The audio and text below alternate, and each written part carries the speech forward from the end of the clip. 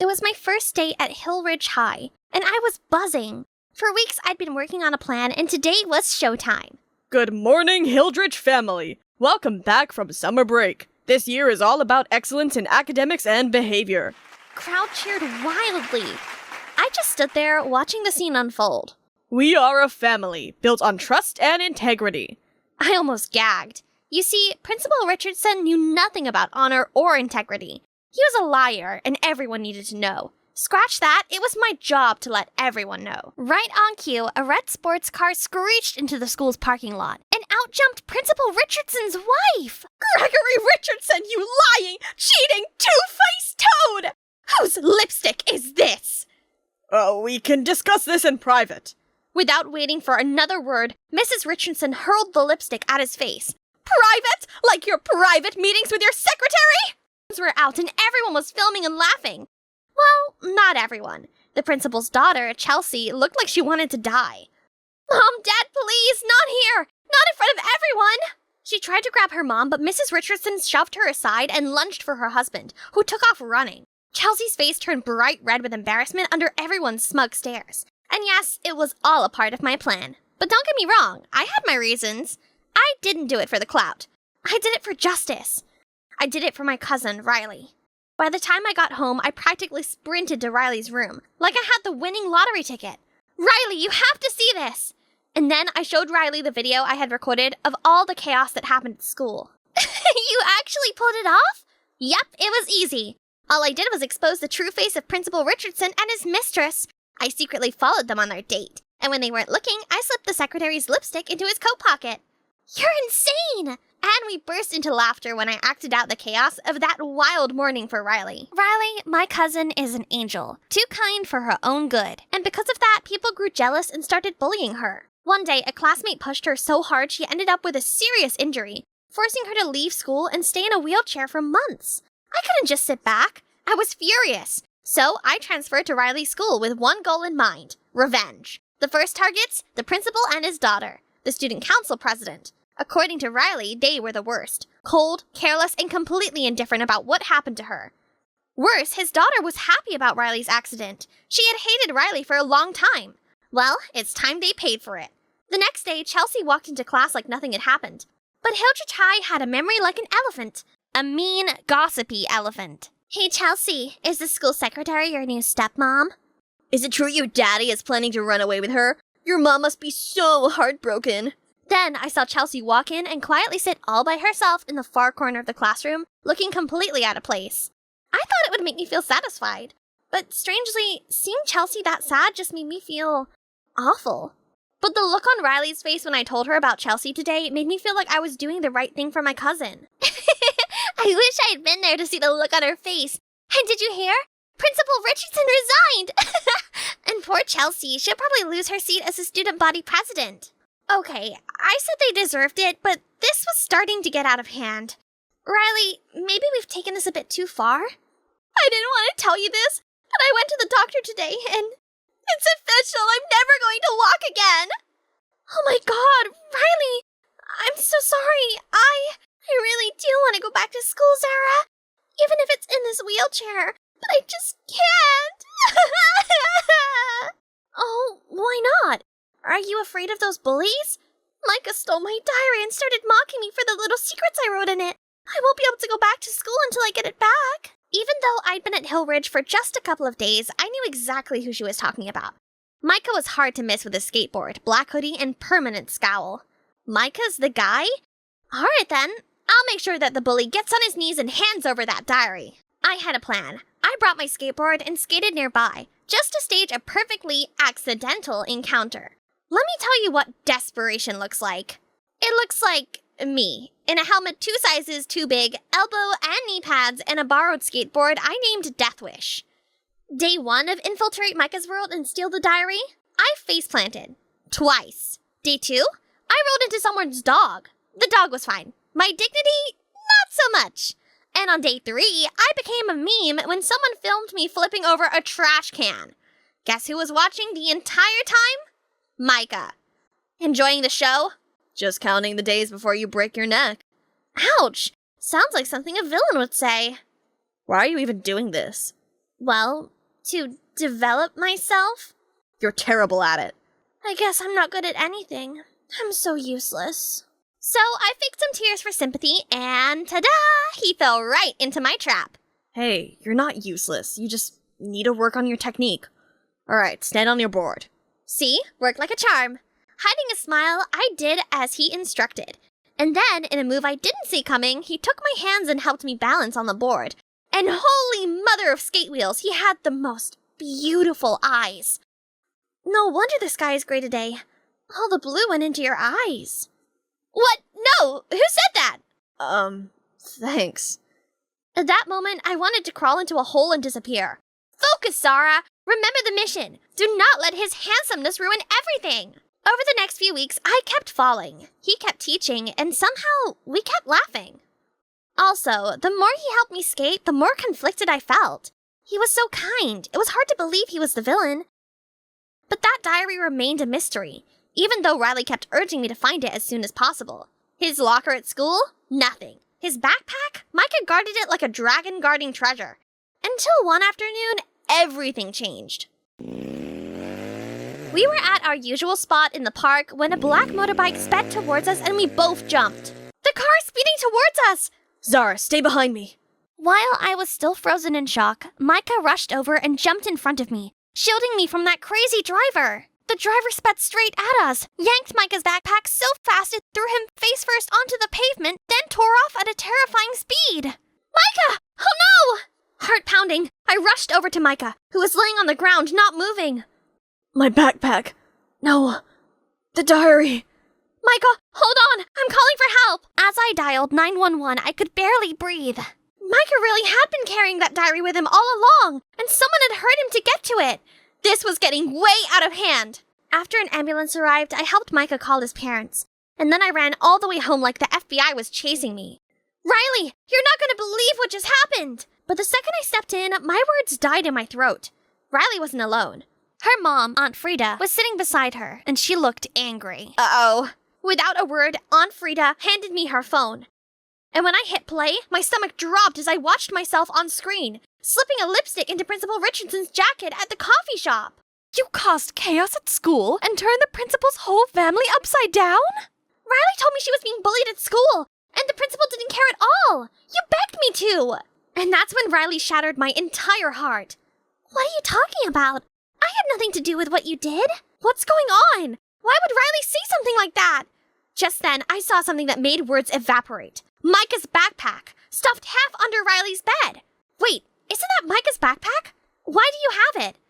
I don't know what you're talking about. That's my old backpack. It's always been there. Didn't you know that? Stop arguing, you two! Zara, from now on, you're grounded for 2 weeks to think about your bad behavior.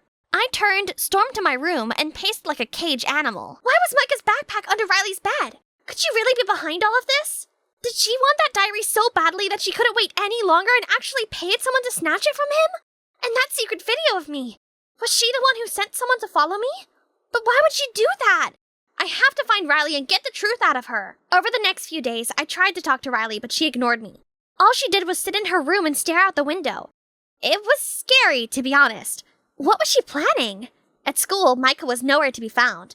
He was probably at home recovering, but I couldn't go see him because I was grounded. I wasn't even allowed to walk to the mailbox without supervision.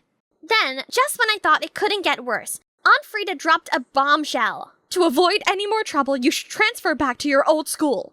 But I don't want to. There was still something Riley wanted me to help with. No need. Riley's going back to school next week. She says she can handle it on her own now, and there's no need to trouble you anymore. Was it because Riley got her diary back? Did she not need me anymore? And want me to leave the school? My train of thought was cut short by the loud roar of a bike. And I saw the biker. What was he doing here at midnight? Probably to meet Riley for some evil mission. Making sure I was well hidden, I watched as the biker parked the bike behind a house. But when they took off their helmet, I got the shock of my life when I saw who it was. Riley's true colors made my skin crawl. The next morning, I went to Chelsea to get some answers. She told me Riley was known as the school's mean girl who collected secrets to control people. Riley had always tried to beat Chelsea for the student council president, but never succeeded. Chelsea said she had heard that Riley lost her diary while bullying a student and accidentally fell. Now everything made sense. I'd been a fool, a puppet dancing on Riley's strings, and the person she bullied? It had to be Micah. I walked into the school to find the whole school there, carrying welcome back banners while they waited for Riley to arrive. Riley rolled her wheelchair into the middle of the school lobby, then held up her diary with a triumphant smile. To the one who tried to hurt me, no worries. I'll be kind enough to leave that incident out of my precious diary. I had the perfect plan for Riley. While she was busy soaking up the fake cheers and attention, I quietly slipped into the crowd and waited for the right moment. I just want to thank everyone for welcoming me back. Being in a wheelchair is not easy, but to the person who pushed me, I want you to know that I've forgiven you. A week ago I'd have believed every word she said, but now I wanted to scream at her. As Riley continued to give her heartfelt speech, I struck. Slowly, I tied a string around a fake spider's belly and dropped it onto Riley's thigh. The second it touched her, she shrieked. Then she jumped out of her wheelchair. You heard that right. She shot to her feet and dashed across the school lobby like she was training for the Olympics. And just like that, her diary hit the floor. And I swooped in and grabbed it. Give that back! Wow, it's a miracle. Riley walks again. It was only then that Riley finally panicked, realizing she had been exposed. But how did you know? I saw you on the bike. Riley, you've been faking an injury this entire time. That's right. Remember the mystery biker? It was Riley this entire time. She was the one I saw through the window that night. So what? Give me the diary. Now. Now that I have it, I'm going to destroy it so no one can ever use what's written in here to hurt others again. And then, right in front of Riley's horrified eyes and everyone's shocked faces, I tore the diary to pieces. I run this school. Everyone does what I say. As Riley sat there in misery, everyone else quietly walked away, relieved. Suddenly, a realization struck Riley. No, that's not it. I still have the coffee shop video. I knew you'd find a way to use it against me, so I've already written an apology letter to Mr. Richardson. Actually, don't worry, Zara. I've known about my dad's affair for years. What you did helped my mom finally wake up and let go. No! I'm telling my mom! You won't get away with this! With complete indifference, I walked out of school. I thought to myself, if Riley tattled, Aunt Frida would probably ground her for sure. There was still one person I needed to see. Without a word, I went straight to our old spot. The moment Micah saw me, he lit up with a bright smile. Hey, Micah, I'm really sorry for using you. For being manipulated by Riley and for all the hurt I caused you and everyone else. And so I filled him in on everything. And you should have seen his face when I revealed that the biker was Riley. I knew Riley was behind it all, but I didn't expect her to be so reckless. I'm really sorry. Suddenly, Micah stepped closer to me. His shadow merged with mine as he gently took my hand and smiled warmly. That tender gaze moved me deeply. And though he said nothing, I knew in his heart he had forgiven me. From that day on, we grew closer than ever. We went to school together, skated side by side, and talked endlessly about everything under the sun. It felt like our souls were in sync, drawn together like two opposite magnets that couldn't help but connect. What's up, guys? I'm Avery from Queens, and over there is my mom. Not to brag, but she is a real-life superhero. Have you ever seen any single mom who had to work 3 jobs and only sleep for 4 hours a day, but still is always cheerful like that? Avery, darling, come see. I got the dress you wanted. Really? But it costs a whole week of your salary. Don't worry about that, dear. If it makes you happy, then it's totally worth it. Thank you so much. Let's do a play. Yes, you'll be a perfect Cinderella. My mother and I always had the most fun together. Doing role plays and scrapbooking were our favorite things. Although she usually fell asleep on the couch before we finished any activities, she was still the best mom I could ever ask for. There was nothing that could separate us. Ever. Until that day. I got home from school and my mom wasn't there yet, so I took a nap while waiting for her. But when I woke up, the whole house was in chaos. And there was so much smoke fumes that I barely saw a man approaching. I found the child! Evacuate now! What? What is happening? Where is my mother? I managed to grab my scrapbook before we went outside, and I saw Mom looking so distraught. Avery! Oh my god, I am so sorry, baby! What is going on? Why are you in handcuffs? Mom! I kicked and screamed, but the policeman didn't let me go. I helplessly watched as my mother was led into a van while our home burned to ashes. Then they sent a social worker to come and get me. Why is my mother getting arrested? For child endangerment and neglect. Look at your house. She caused the fire. No! She probably just fell asleep while cooking. She must be too tired from all the work. She is not a bad mom, please. I am sorry, darling, but that is not for me to say. The judge will decide, and in the meantime, we'll put you in foster care. Don't worry, I have the perfect home for you. You will love it there. Ugh, this is so unfair. My mother was sleeping in a cell just because she wanted to make food for me? I'd rather be with her right now than wherever this car is taking me. We're here. I got out of the car to see a huge mansion. It's like I just stepped into a palace. And the bigger surprise was the foster parents waiting for me. The Smiths. They were one of the biggest couples in Hollywood, who always appeared on TV for their good deeds and the happy foster home they built for children. Time magazine called them the kindest hearts in the country. But if they thought putting me in a nice house would make me stop fighting for my mom, they were dead wrong. Nice to meet you, Avery. We're so sorry about what happened and promise that you will be well taken care of in our home. Hello, Avery. Aren't you a lovely girl? You can call me Mom. I will not. I have a mom. Right. Look, I understand that this is difficult, but why does it have to be difficult? My mother only made a mistake. Why can't I be with her? She's better than all of you. Whoa, calm down. Don't say that before meeting our kids. They're wonderful. I turned to see 3 children there. They all looked quiet and shy, except this girl. Hello, my name is Desi. Welcome to our home. That's Martin, and the little cutie over there is Ryan. And of course, Miss Helen, our nanny. We're very happy to have you here with us. We will let you guys get to know each other. We have some business to handle right now. See you later. When the Smiths left with a social worker, the air in the room changed. I could tell the kids felt happier and more relaxed. Desi kept talking nonstop. Martin cracked his first smiles, while little Ryan ran into Nanny Helen's arm, and she held him so gently that it made me miss my mom so bad. They looked like a real family, and I was just an outsider. Finally, Helen took me to my room, and I could only hold my tears until she wished me good night and closed the door. I cried so hard that night, feeling so lonely and miserable that I couldn't sleep. No, I can't stay here. I need my mom. So, the next morning, I got an idea. I looked at my beautifully decorated room and started to rip it apart. Surely, if the Smiths saw how disobedient I was, they would send me away, back to my mom, right? When I was done, I opened the door to find the kids and Nanny Helen standing there in shock. What are you looking at? Go on, tell your parents that I'm a monster. You all right? You didn't accidentally hurt yourself, did you? It's okay, Avery. Let us help you clean this up. You can wait here. It won't take long. No! Why are they acting like that? They're supposed to be mad. Instead, they quickly cleaned everything and got new furniture from the garage to replace the ones I broke. And in minutes, the room was as good as new. If you don't like this room, you can move to another one. Jeez, this plan didn't go as I expected at all. No worries. I still had a lot up my sleeves. So I kept throwing tantrums here and there, spicing up their food, messing with their drinks, hiding their stuff, but nothing worked. They always forgave me, helped me, protected me.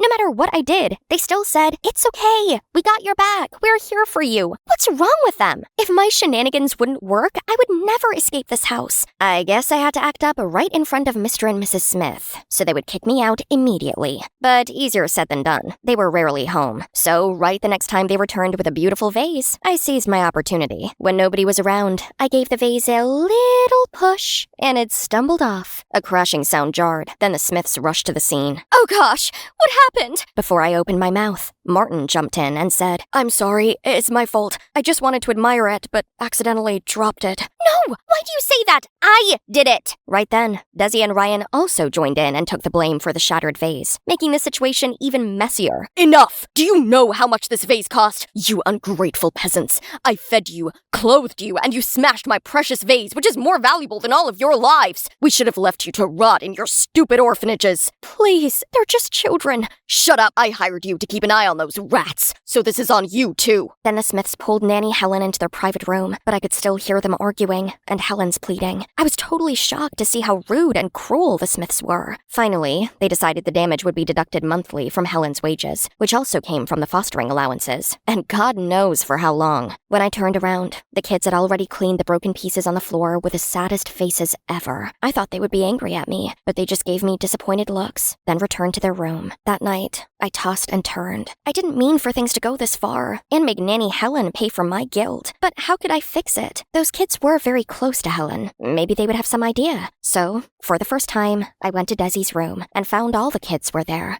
Hi, guys. Go away. You hurt Nanny. You hurt us. I am so sorry. I didn't know the Smiths were so harsh. I just want them to send me back to my mom. We know, Avery, but if you get kicked out of this house, they won't bring you back to your mother, but to another foster home, and they're all so much worse. Trust me, Martin and I were in the system for 4 years before we got here. True, the Smiths are not very nice parents, but we have Helen who has a golden heart, and you can't find that anywhere else. We don't want you to endure injustice, neglect, and discrimination like we did in past years. Gosh, I couldn't imagine how much they went through, yet all I did was bring them trouble. Talking about Helen, she shouldn't be punished for my act. How can I help her out? That's hard.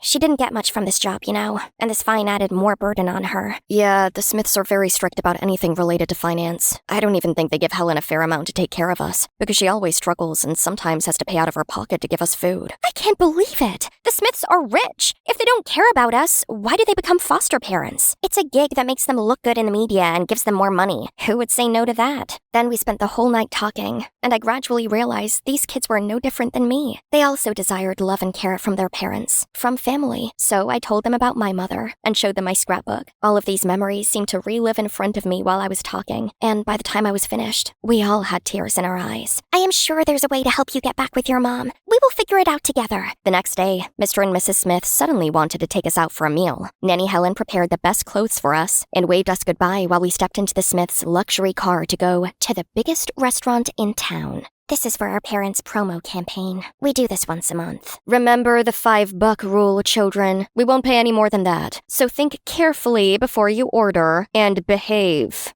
Wow, how generous they are. I can totally see where the title, The Kindest Hearts in the Country, came from. We arrived at the restaurant and sat down at a large reserve table with cameras everywhere. Come, my little angels. Ryan, come sit with Daddy. That's it. This phony act was unbearable. If I want to help these kids and Nanny Helen, this was my chance. So when the staff came to take orders, I loudly said, I want a hamburger, this chicken nuggets, and that sundae. Darling, you can't eat that much. Remember our rule? Well, you said you won't pay more than $5 for us, but all those dishes are only $4. Look how awkward the Smiths were in front of the confused staff. My trick was definitely working. Oh, okay. Anything you want. What are you doing? You'll be punished. As if I care. My play had just begun. Next, when all our food was served, I took the ketchup bottle and squeezed it with all my might. The paste spurted out and landed straight on Mr. Smith's face. Ouch! What the heck? Everyone rushed to help him clean it, including some staff. Exactly my time to shine. I'm sorry, Dad. I just wanted to draw a flower on my dish to dedicate to you. You took me in at my worst time, and I can't thank you enough. Of course. That's what I should do. Aw, she's so sweet. Yeah, you can't be mad at her. So let me give you a proper thanks. Thank you for giving us a house to live in, though you're never home to check on us. Thank you for cutting down our nanny's payment to get more money to take us out for this meal. And thank you that you didn't punish me for breaking your vase yesterday, because you made our poor nanny pay for it instead. Stop this nonsense! You just want to mess with me, don't you? You're all just a tool for me to make money and improve my reputation. Why can't you act nicely? Easy, dear. The camera's still on. Doesn't matter. We can edit this footage out. Now I have to give this foolish girl a lesson. Really? Can you edit those, too? Little did he know. The fuss I made attracted so much attention that people started live streaming everything. Right that evening, many articles about how horrible the Smiths were came up. Because of their huge influence, the topic of bad foster home quickly became so heated that the government had to step in and review the entire system. The living condition in every foster home was improved, so many other foster children also benefited. The Smiths were so ashamed that they packed up and moved to Aruba and left the kids in the house with Helen with enough money so they didn't get called out again. I didn't expect things could go so well. Helen officially became the kids' foster mother, and I was so happy for them. Thank you, Avery, for helping us out. We want to do something for you, too. The blast on the internet gives me an idea. What if we share your story online to get attention for your mom's case? If enough people care and sympathize with her, the court will have to look into it, too, and understand she's not a bad mom. Wow, that's a brilliant idea. With Desi's help, my video with a scrapbook quickly went viral. And on the day of the trial, the courtroom was full of people who supported us. The verdict was finally announced. And My mom walked free! Woohoo! This is the best day of my life. We got our lives back together pretty quick because we received so much help. My mother and I got a huge deal to start a mother-daughter podcast, and I got to see Desi and Martin all the time, and at school too. And look, isn't that our lovely Ryan? Hi, I'm Nella. I was raised by a single mom alongside my twin sister Nancy. Mom was the CEO of a beauty company she managed to establish after our soldier dad passed away, and was obsessed with making us look our best to attract customers. But Mom just didn't understand that I wasn't a fan of plastering my face with makeup. Even body lotions made me feel like a slippery eel. My sister Nancy, on the other hand, was a beauty enthusiast, just like Mom. Like one time when I was 13, Mom broke a whole crate of eggs just to use as a face mask. All right, girls, it's face pamper time. While she was busy applying the yucky stuff all over Nancy's face, I snuck off to the kitchen and scrambled the rest. Mom then showed up with Nancy in their ridiculous masks. It's your turn, Nella. You fried them. Well, a glowing stomach is better than a glowing face, Mom. But it makes you prettier. Makes your skin glow. Listen here, Nella. I don't know what your deal is reading stupid books all the time.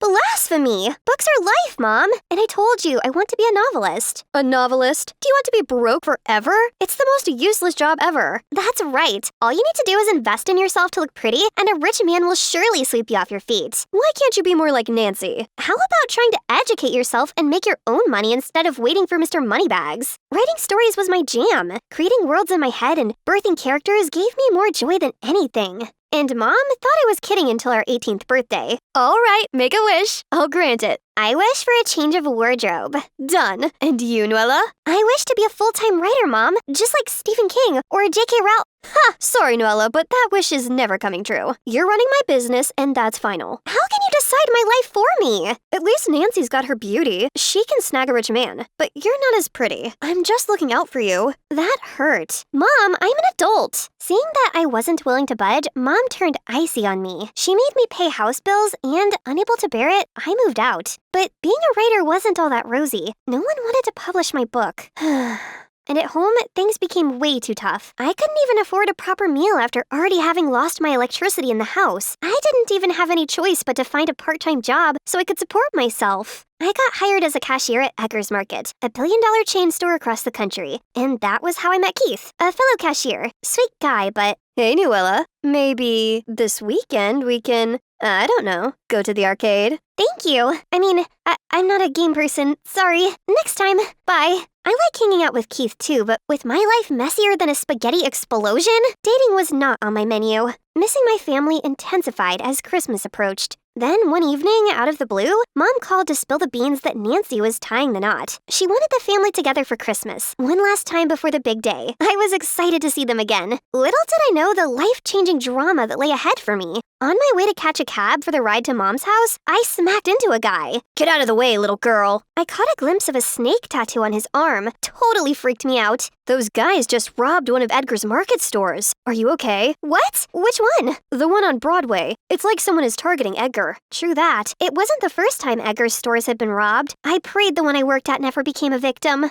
In minutes, I was knocking on her front door, and that's when Nancy and her boyfriend arrived. Before I could even say a greeting, Mom swung the door open and zeroed in on Nancy as if I were invisible. Nancy, my baby, I missed you. Is this your car? That's Ryan's car, Mom. No way! Hi, Ryan. Welcome to the family. Come on in. You must be tired from driving. Mom hadn't even acknowledged my presence. Once inside, I forced aside the small jab of jealousy to catch up with Nancy. Nancy, you look good. Thanks. How about you? Are you Stephen King or something now? I hope it's something bigger than the family's business. Well, I got a well-paying job at Panda Publishing Company. What? That's like one of the biggest publishing companies in the States. Why didn't you tell me when I called? It's a Christmas surprise.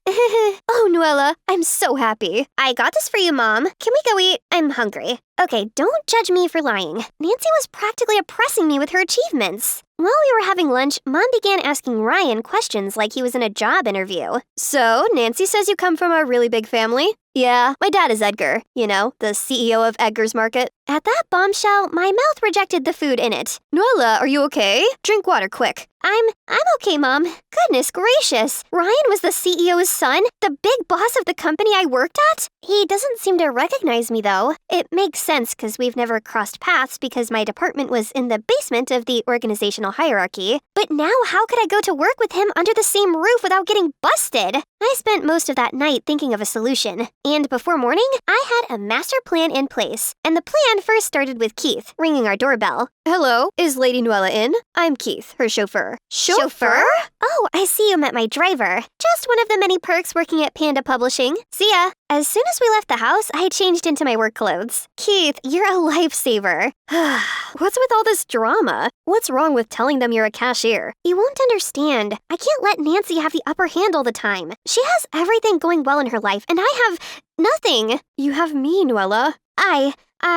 Do you want to get a coffee quick? Sure. That same day, we were busy at work when Ryan strolled in acting all bossy to everyone. Quick, Keith, cover me. What's going on? It's just the CEO's son. He's the one Nancy is dating. If he spots me, he'll blow my cover. Are you sure he's dating Nancy? Because he's with our manager right now. Ryan was two-timing my sister with our manager?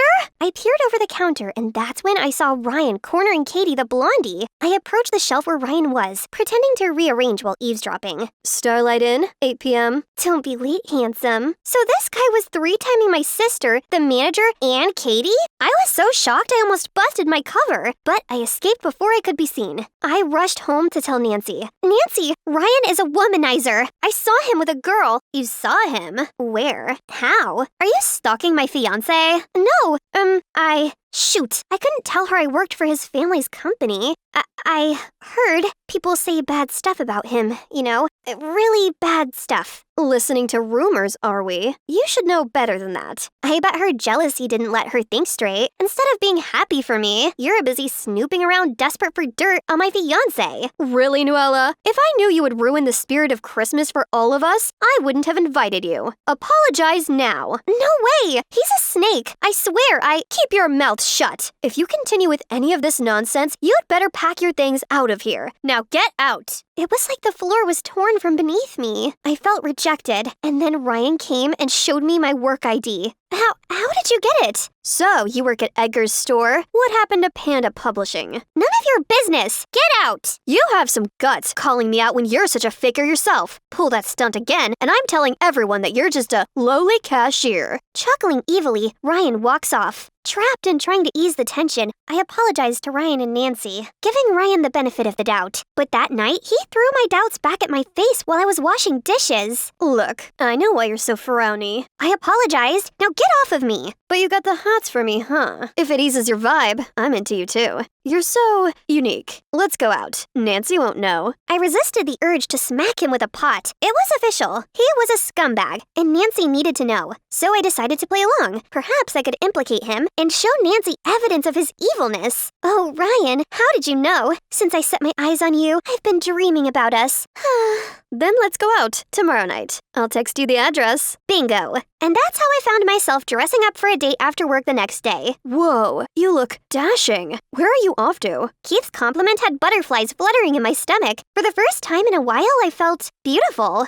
Thanks. I'm going out. Out? Like a date? Yes, with Ryan. Let me explain. I told Keith everything I planned, but nothing I said made sense to him. This is risky. What if Ryan wants to hurt you? I'll be fine and ready to take that jerk down. I got to the restaurant early, but I spotted Ryan with the guy I recognized as one of Edgar's store robbers. Same build, same snake tattoo. Intrigued and concerned, I discreetly approached, phone recorder ready. Tell the boys. We hit the one on New City Street tonight. That old man Edgar dared to mess with me. Let's see how he likes his stores rated. Yes, boss. We will be ready. Ryan hired these gangsters to rob his own stores? This guy's a psychopath. Nella, baby, you look great. Unlike Keith, Ryan's compliment made my skin crawl, and his hug made my stomach churn. You're robbing your father's store? Was that also your doings? Having the store on Broadway robbed the other day? It's my future store. Consider it taking an advanced paycheck. You won't tell. You know what's at stake. Too bad for you. Right now, I think my sister's safety is more important than my pride. Ryan tried to grab me, but I bit his arm and ran away, leaving him cradling it in pain.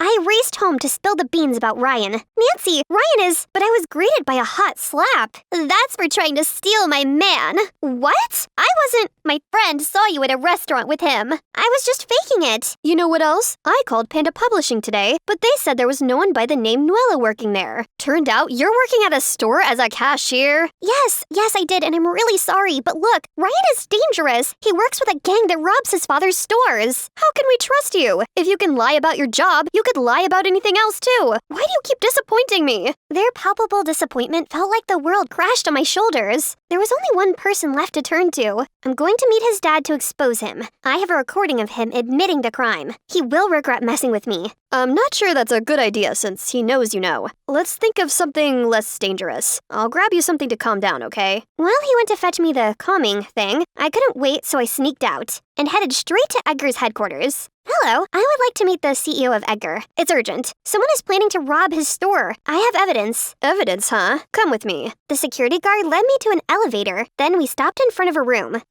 Boss, someone's here to see the CEO for the robbery of the stores. She has evidence. The door opened, and instead of Ryan's dad, I was looking at Ryan?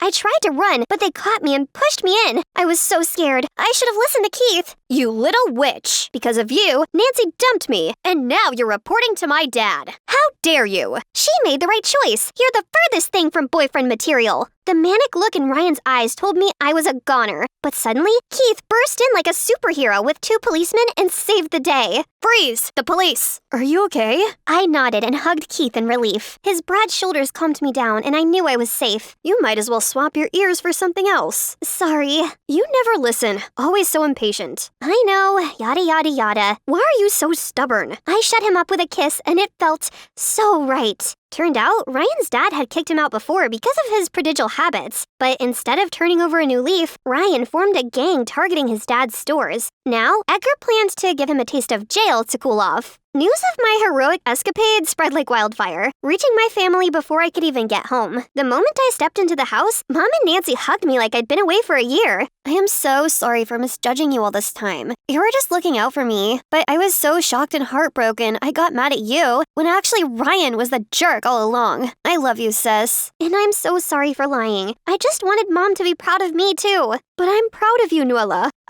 After the hardship I suffered losing your dad, money became the paramount thing in my life. I thought it was all there is to happiness, so I pushed you guys to get it. But now, I realize I was wrong. Imagine if Nancy never married Ryan, how unhappy she'd have been. Whether you're a cashier or Stephen King, I don't care. I just want you girls to be happy. Merry Christmas, my love. It was the best moment of my life. Finally, we could understand each other. Our reconciliation had to be a good luck charm, because on Christmas Eve, I got a call from a movie producer who wanted to adapt my novel to a movie. The contract was gonna pay millions. Finally, I was making my big break as an author. We celebrated that special Christmas with a big feast. And boy was my mom and Nancy surprised when Keith showed up. What's your chauffeur doing here? Chauffeur?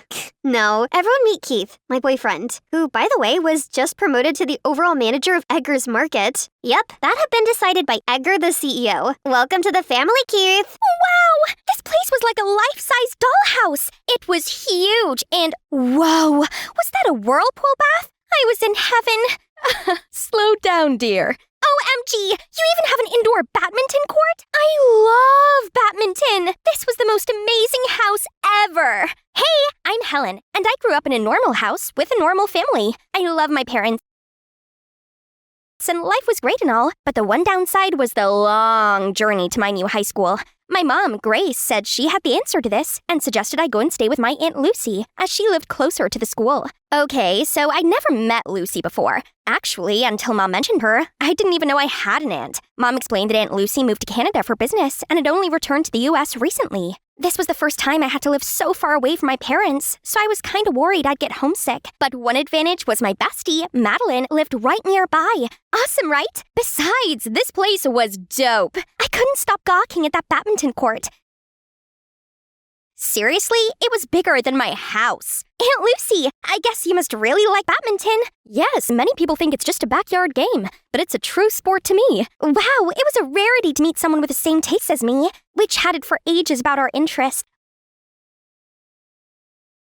Lucy was so easy to talk to, and I honestly felt like I'd known her for years. I would love to become a pro badminton player, but Mom thinks I should keep it as a hobby and find a more stable career. I see, but don't let others discourage you. The true passion is worth pursuing. Let me arrange a training schedule for you. Now, try this. Oh! How do you know I like lobster linguine? At first, living with Lucy was like being in a dream world. She pampered me, bought me clothes I wanted, and cooked the most delicious dishes. But beneath the shine, there was also a darker side. Lucy was super strict. I mean, major general level strict. I had to wake up at 5 a.m. each morning for training, run laps of it for an hour, and hit 50 shuttlecocks over the net in a row. If I missed one, I had to start over again. Meanwhile, I still had to keep up with my homework, and I couldn't go and meet my friends on the weekend or do anything without asking Lucy for permission first. At least at school, I could vent to Maddie about it. I expected her to agree with me, but she shrugged and said, "I guess your aunt just wants the best for you. Besides, your badminton skills have improved loads. If I could live in a luxurious house, eat delicious food with such a caring aunt, I'd so put up with a grueling training schedule." Yeah, I guess she's right. Maybe I should be more grateful. Of course, on finding out about the school badminton club, I immediately signed up for it. I was walking over to the court, swinging my racket about, and ready to show off my skills, when these two guys approached me. "Go back to the cheerleading team where you belong, sweetie. Leave the court for the real pros." How dare these idiots judge me like this? They hadn't even seen me play. "Oh yeah? I challenge you to a game. Then we'll see who's serious." "We're the best players in the school, just so you know. Pick one." Suddenly, another guy appeared next to me and said, "Then let's play doubles." Oh my god, he's Tyler, the best badminton player in the whole school. I've heard all about his reputation and seen photos of him with a trophy in the school newsletter, but I've never met him before. Surprisingly, he's even cuter in person. Pfft, you can defeat us in singles, but can you cover that useless girl in a duo match? That's it. Scoot over. Let me show you what this useless girl can do. The game started, and instantly, Tyler and I vibed on the court and were hitting the shuttlecocks at lightning speed. We won in straight sets, and those losers looked so bummed out. Tyler seemed super impressed, and then, "Good game, Helen. Do you want to hang out again? How about tomorrow? We could go get some food." Mamma mia! How can I say no to that?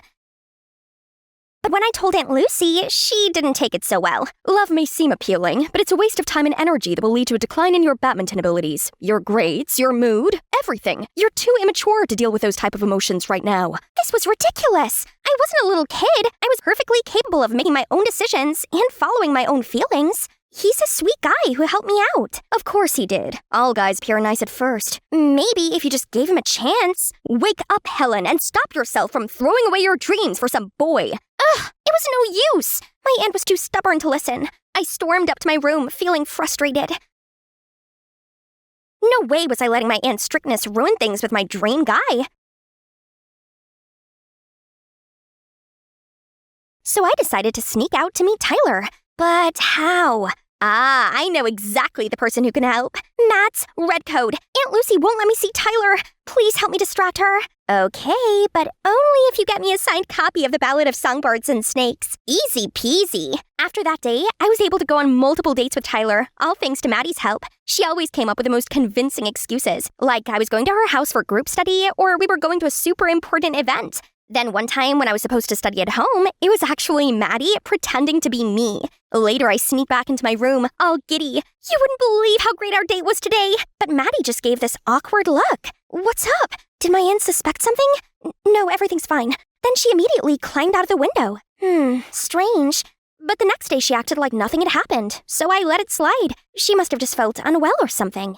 Meanwhile, things with Tyler were getting better and better. After a romantic date, we walked home, and suddenly Tyler stopped me, looking all shy and nervous. "Helen, I really like you, and I like spending time with you. Be my girlfriend, will you?" OMG! This was the best thing that had ever happened to me! I flung my arms around him and yelled out of my lungs, "Yes!" When I finally let go of him, out of nowhere, a kid on roller skates bumped into me and sent me tumbling into the road. A car zoomed toward me, and before I could process anything, Tyler sprinted forward and pushed me away. When I opened my eyes, he was lying there unconscious. I panically called an ambulance and went with him to the hospital. As I sat in the waiting room with floods of tears, I was so scared and didn't know what to do that I ended up calling Aunt Lucy. Only a few minutes later, I saw her hurrying toward me, looking dead serious. "Helen, what have I told you? You lied to me to hang out with a boy?" I had no heart to argue about that and immediately burst into a fresh bout of tears. "It's my fault! Tyler risked his life to save me, and now he's hurt!" Aunt Lucy's demeanor softened and she pulled me in closer. After a while of consoling me, she finally opened up and shared a story I didn't expect. Actually, I fell in love when I was around your age, but he betrayed me. I just don't want you to be hurt like that. Oh, that's terrible. But Tyler is a good guy. I just know he is. He saved me. And for that, I'm truly grateful. Okay, I'll trust your judgment and give you my blessing to get to know him further. Thank you. Right then, the doctor appeared and told us that Tyler was all right and he would make a full recovery in a few days. Thank goodness.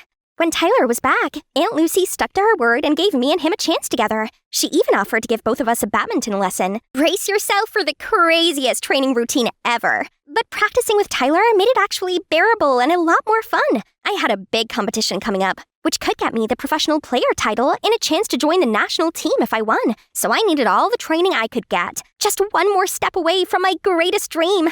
Also, I couldn't contain my smile when seeing Lucy gradually warmed up to Tyler.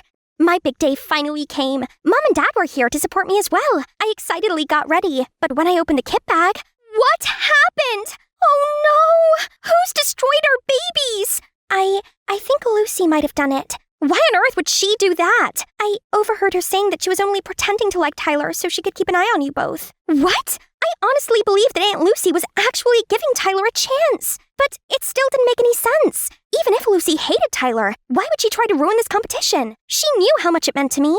There's one more thing, but I don't think you're ready to hear it. Gosh, just spill the beans, Maddie. Actually, the day I disguised as you, I found something out. Lucy's not your aunt. She's your mom. She wants to take you back to Canada with her, and she knows if you won this contest, then you'd never want to leave. I stood there in complete shock. So, my beloved family I'd known all these years wasn't actually mine?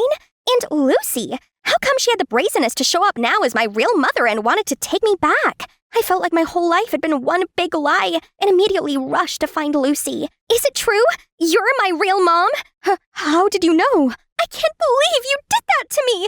You're selfish, terrible, and ruined everything! Go away! I don't want to see you anymore! I don't have a mom like you! Grace is my one and only mother! Lucy looked completely broken, then quietly left. I was shaking in anger and pain when a gentle hand laid on my shoulder. Helen, sweetie, I know it's hard to take it in. Trust me, this was difficult for us all. You all lied to me! How could you just agree to send me off to her? You never consider me as your real daughter, do you? Don't think silly, honey. We love you so much and never want to let you go, unless it's better for you. Then Mom told me how Lucy came and persuaded her. Turned out, Lucy had a very tragic past. Since childhood, she'd always been the black sheep in her family. They treated her poorly and despised her badminton passion. Then when she told them she was pregnant, they threw her out, and her boyfriend also ditched her right after that. So she had no choice but to leave me at the orphanage and begin a new life in Canada.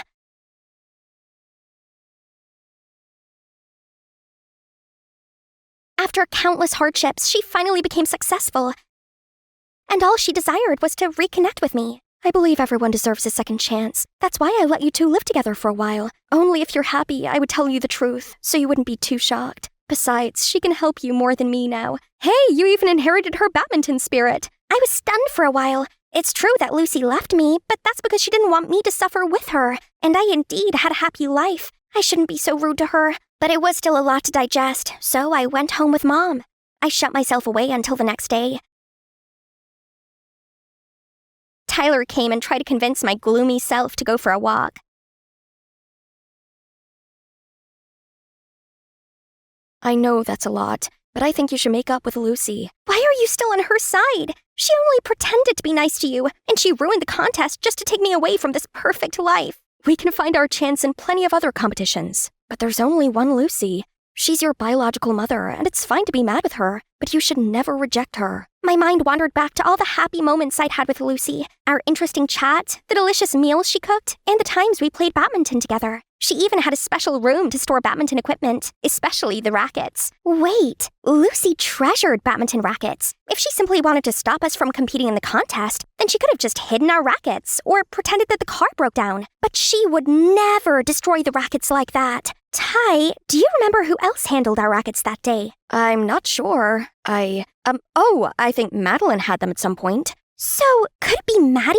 But why? She had no reason to do that. She was my best friend and always supported me to play badminton. I stormed over to Maddie's house, but she's arguing with her dad on the doorstep. You useless, pathetic rascal! Go then. I don't care. Maddie ran off in tears, and I followed her to an alley. Seeing her like that made some of my anger toward her fade. Hey, what's going on? Maddie seemed surprised to see me. She tried to dodge some of my questions at first, but seeing nowhere to hide, she finally confessed. My mom left me to that alcoholic dad who does nothing but shout at me all day. You have 2 moms who love you, and I don't even have one. I was angry at Lucy because, to me, all of the moms who gave up their child are heartless and deserve no forgiveness. She even wanted to take you to Canada. I couldn't lose you too. The fear and jealousy got the better of me, so I broke your rackets, then blamed Lucy. I'm so sorry. This sounds tough, but you still shouldn't have done it. I'm always here to listen to you, and I'm not moving anywhere. You're stuck with me. When Maddie felt better, I took her to my home and intended to find Lucy to apologize for everything. But Mom said Lucy had decided to go back to Canada and was on her way to the airport. I immediately hailed a cab to the airport,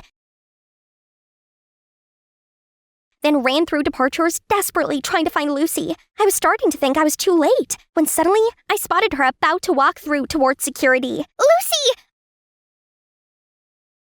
Mom, please don't go! I thought you don't want me. No, I was just confused and angry, and I'm sorry that I hurt you. We finally sorted things out and agreed to give each other a chance to start over. So, what happened next? Well, Lucy decided to expand her business to the US so she could stay here with me.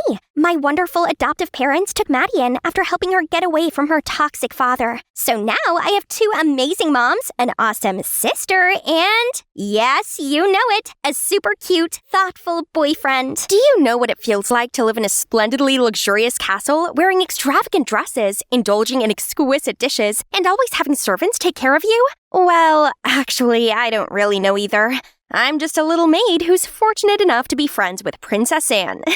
Oh, by the way, my name is Diana, and I was born in the palace of a small European kingdom. Sounds like a fairy tale, doesn't it? Well, I don't exactly live a fairy tale life. I'm only here because of my mother, Stella. She had devoted her entire life to serve the queen, so in return, I was allowed to live in the castle. And when I grew up, I became a servant to Princess Anne, who was just a few ages older than me, so we immediately hit it off. Ironically, though, I'm not quite cut out to be a servant. I'm a bit, okay, maybe very clumsy, and I tend to be less helpful than I actually should. When all is quiet, it's likely that I've just hidden myself away in the library, lost in its endless sea of books. It would be more fun if Anne was just as happy to spend time in the library as me, but she doesn't care much for reading or studying. She said it makes you age like crazy. But still, she must attend her mandatory classes, by the Queen's order, of course, although she'd much better enjoy cooking, cleaning, and decorating. So whenever there weren't eyes on us, Anne and I would help each other out. I would sneak into her classes, listen to the tutor attentively so I could help her with assignments later. In return, she'd help me with the palace's errands. Anne was how I imagined having a sister is like. We just got each other's back. I knew the real Anne. I supported her passion for baking even when her own mother forbade her, and I was the only one who knew about her big crush on Count Harold, who often came bearing tributes from the people. Anne was so kind that she always gave me plenty of good food to share with Mom and other maids. But Mom wasn't too thrilled about this. For some reason, she was always anxious seeing how close me and Anne were. Don't forget your place, Diana. Princess Anne is still royalty, and you're just a little maid. Be sure you never cross the line with her. She's just trying to help us, Mom. Don't worry, I'll be careful. Then one day, Anne found a beautiful vintage dress from her closet and convinced me to try it on. I agreed, and once I stepped out of the changing screen, Anne was amazed. See, you'd make such a gorgeous princess. Did I ever tell you you remind me so much of my aunt, the late Queen Mary? I don't have much memories of her, but I've seen her picture in the royal family tree, and you very much share the same aura with her. I wish, Anne, but if I were a princess, I would have people do whatever I want. Like, fetch me my robes, servant, and when you're finished, my toes could use a salt bath. We were just messing around when Mom came storming in. Diana, how dare you desecrate the princess? I told you not to cross the... She didn't finish her words, but fell to the ground, holding her chest in pain. I rushed over to her as Anne ran to the hallway looking for help. Mom! Diana, I need to tell you something. No, Mom, save your strength. The doctor will be here any minute now. No, Diana, you listen to me. I've been hiding the truth from you your entire life. It's time you learn. What? What do you mean? I'm not your birth mother, Diana. Just Find my safe, okay? The answers are there. And don't tell anyone. She took one last breath before closing her eyes. The doctors rushed in, but it was too late. She had a heart attack with a pre-existing heart condition, so she didn't stand a chance. I spent the next week doing nothing except grieving my mother's passing. It didn't even bother me that we were not genetically tied. In my eyes, Stella was my mother, the only family I had. She loved and cared for me more than anyone else ever could. It hurt to even be here in her room, feeling her presence surrounding this place. But as I was going through her stuff, I accidentally stepped on a section of the floor that sounded hollow. It immediately sprung open, revealing a secret cellar underneath. The first thing I noticed was an intricate key-shaped necklace. Next to it was a letter, unveiling that this was an heirloom from my birth mother, who was none other than Queen Mary herself. Even more shockingly, she was still alive. On the day I was born, by Miranda's order, I was separated from Queen Mary, and she was held captive in the castle's dungeon. If it weren't for her pleading Miranda not to harm me, I might have been thrown into some orphanage far away. Instead, I was placed in Stella's care, as Miranda wanted to keep a close eye on me to prevent any chance of betrayal. Stella had regretted following Miranda's order ever since, as she grew to love me like her true daughter. She wanted to run away with me, but the thought of Miranda finding out and putting her family in danger stopped her. But she'd hoped that one day I'd be reunited with my mother. None of this felt real. My hands were still shaking as I held the letter. I need the answer to all my questions. I owed it to my mother to fulfill her dying wish. That night, following the instructions my mother left in her letter, I pretended to be a maid bringing food to prisoners and went down the secret tunnel. There were no guards in the large abandoned prison, only a thin, emaciated woman. Slowly and carefully, I approached her. "Are you Queen Mary?" I handed her the necklace. The woman's eyes lit up, and she looked up at me in shock, tears welling in her eyes. "Diana." I nodded. She pulled me into her arms and cried in joy. But then she abruptly pulled away from me. "What are you doing down here? Miranda is going to find out. It's too dangerous. You need to leave." "It's okay. No one knows I'm here. They won't find me." "Still, it's too risky. My sister is an evil woman. She always wanted to be the queen. So she picked the day I was at my weakest to imprison me, subdue you, and falsely declared my demise during childbirth. That's how she eliminates any obstacles that stop her from seizing the kingdom. But Miranda will never be the queen in people's heart. She's nothing more than an oppressor, and it pains me to know she has corrupted our kingdom. But you are here now, Diana. You're the true heir to the throne. You have to stop Miranda." "Me? I still haven't dared to believe any of this is real. I grew up just a little maid who's never been formally educated. What can I possibly do to overthrow someone in control of an entire country?" "Diana, I'm sorry I couldn't give you a better childhood, but I know, deep inside, you are a strong, resilient girl. Stella told me all the time how smart and bright you are, as she brought me food. Me and her both believed in you. You have the power to make things right." My mind was still swirling with all this new information, things that just seemed impossible, unbelievable. "I understand why you might be doubtful, but here, leave the palace and test your DNA against mine. Once you confirm your identity, you can decide what to do next, but you can't stay inside the castle any longer.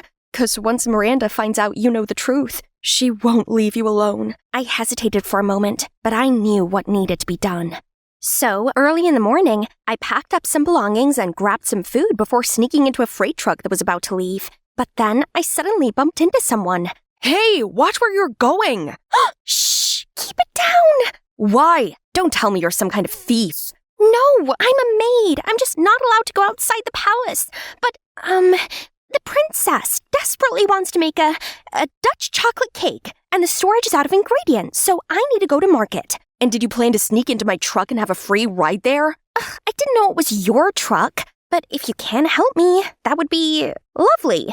"And what would I get in return?" "My company." "Fair enough. It's a lonely ride. By the way, what's your name?" "Diana. What's yours?" People call me Harry. Now let's get going."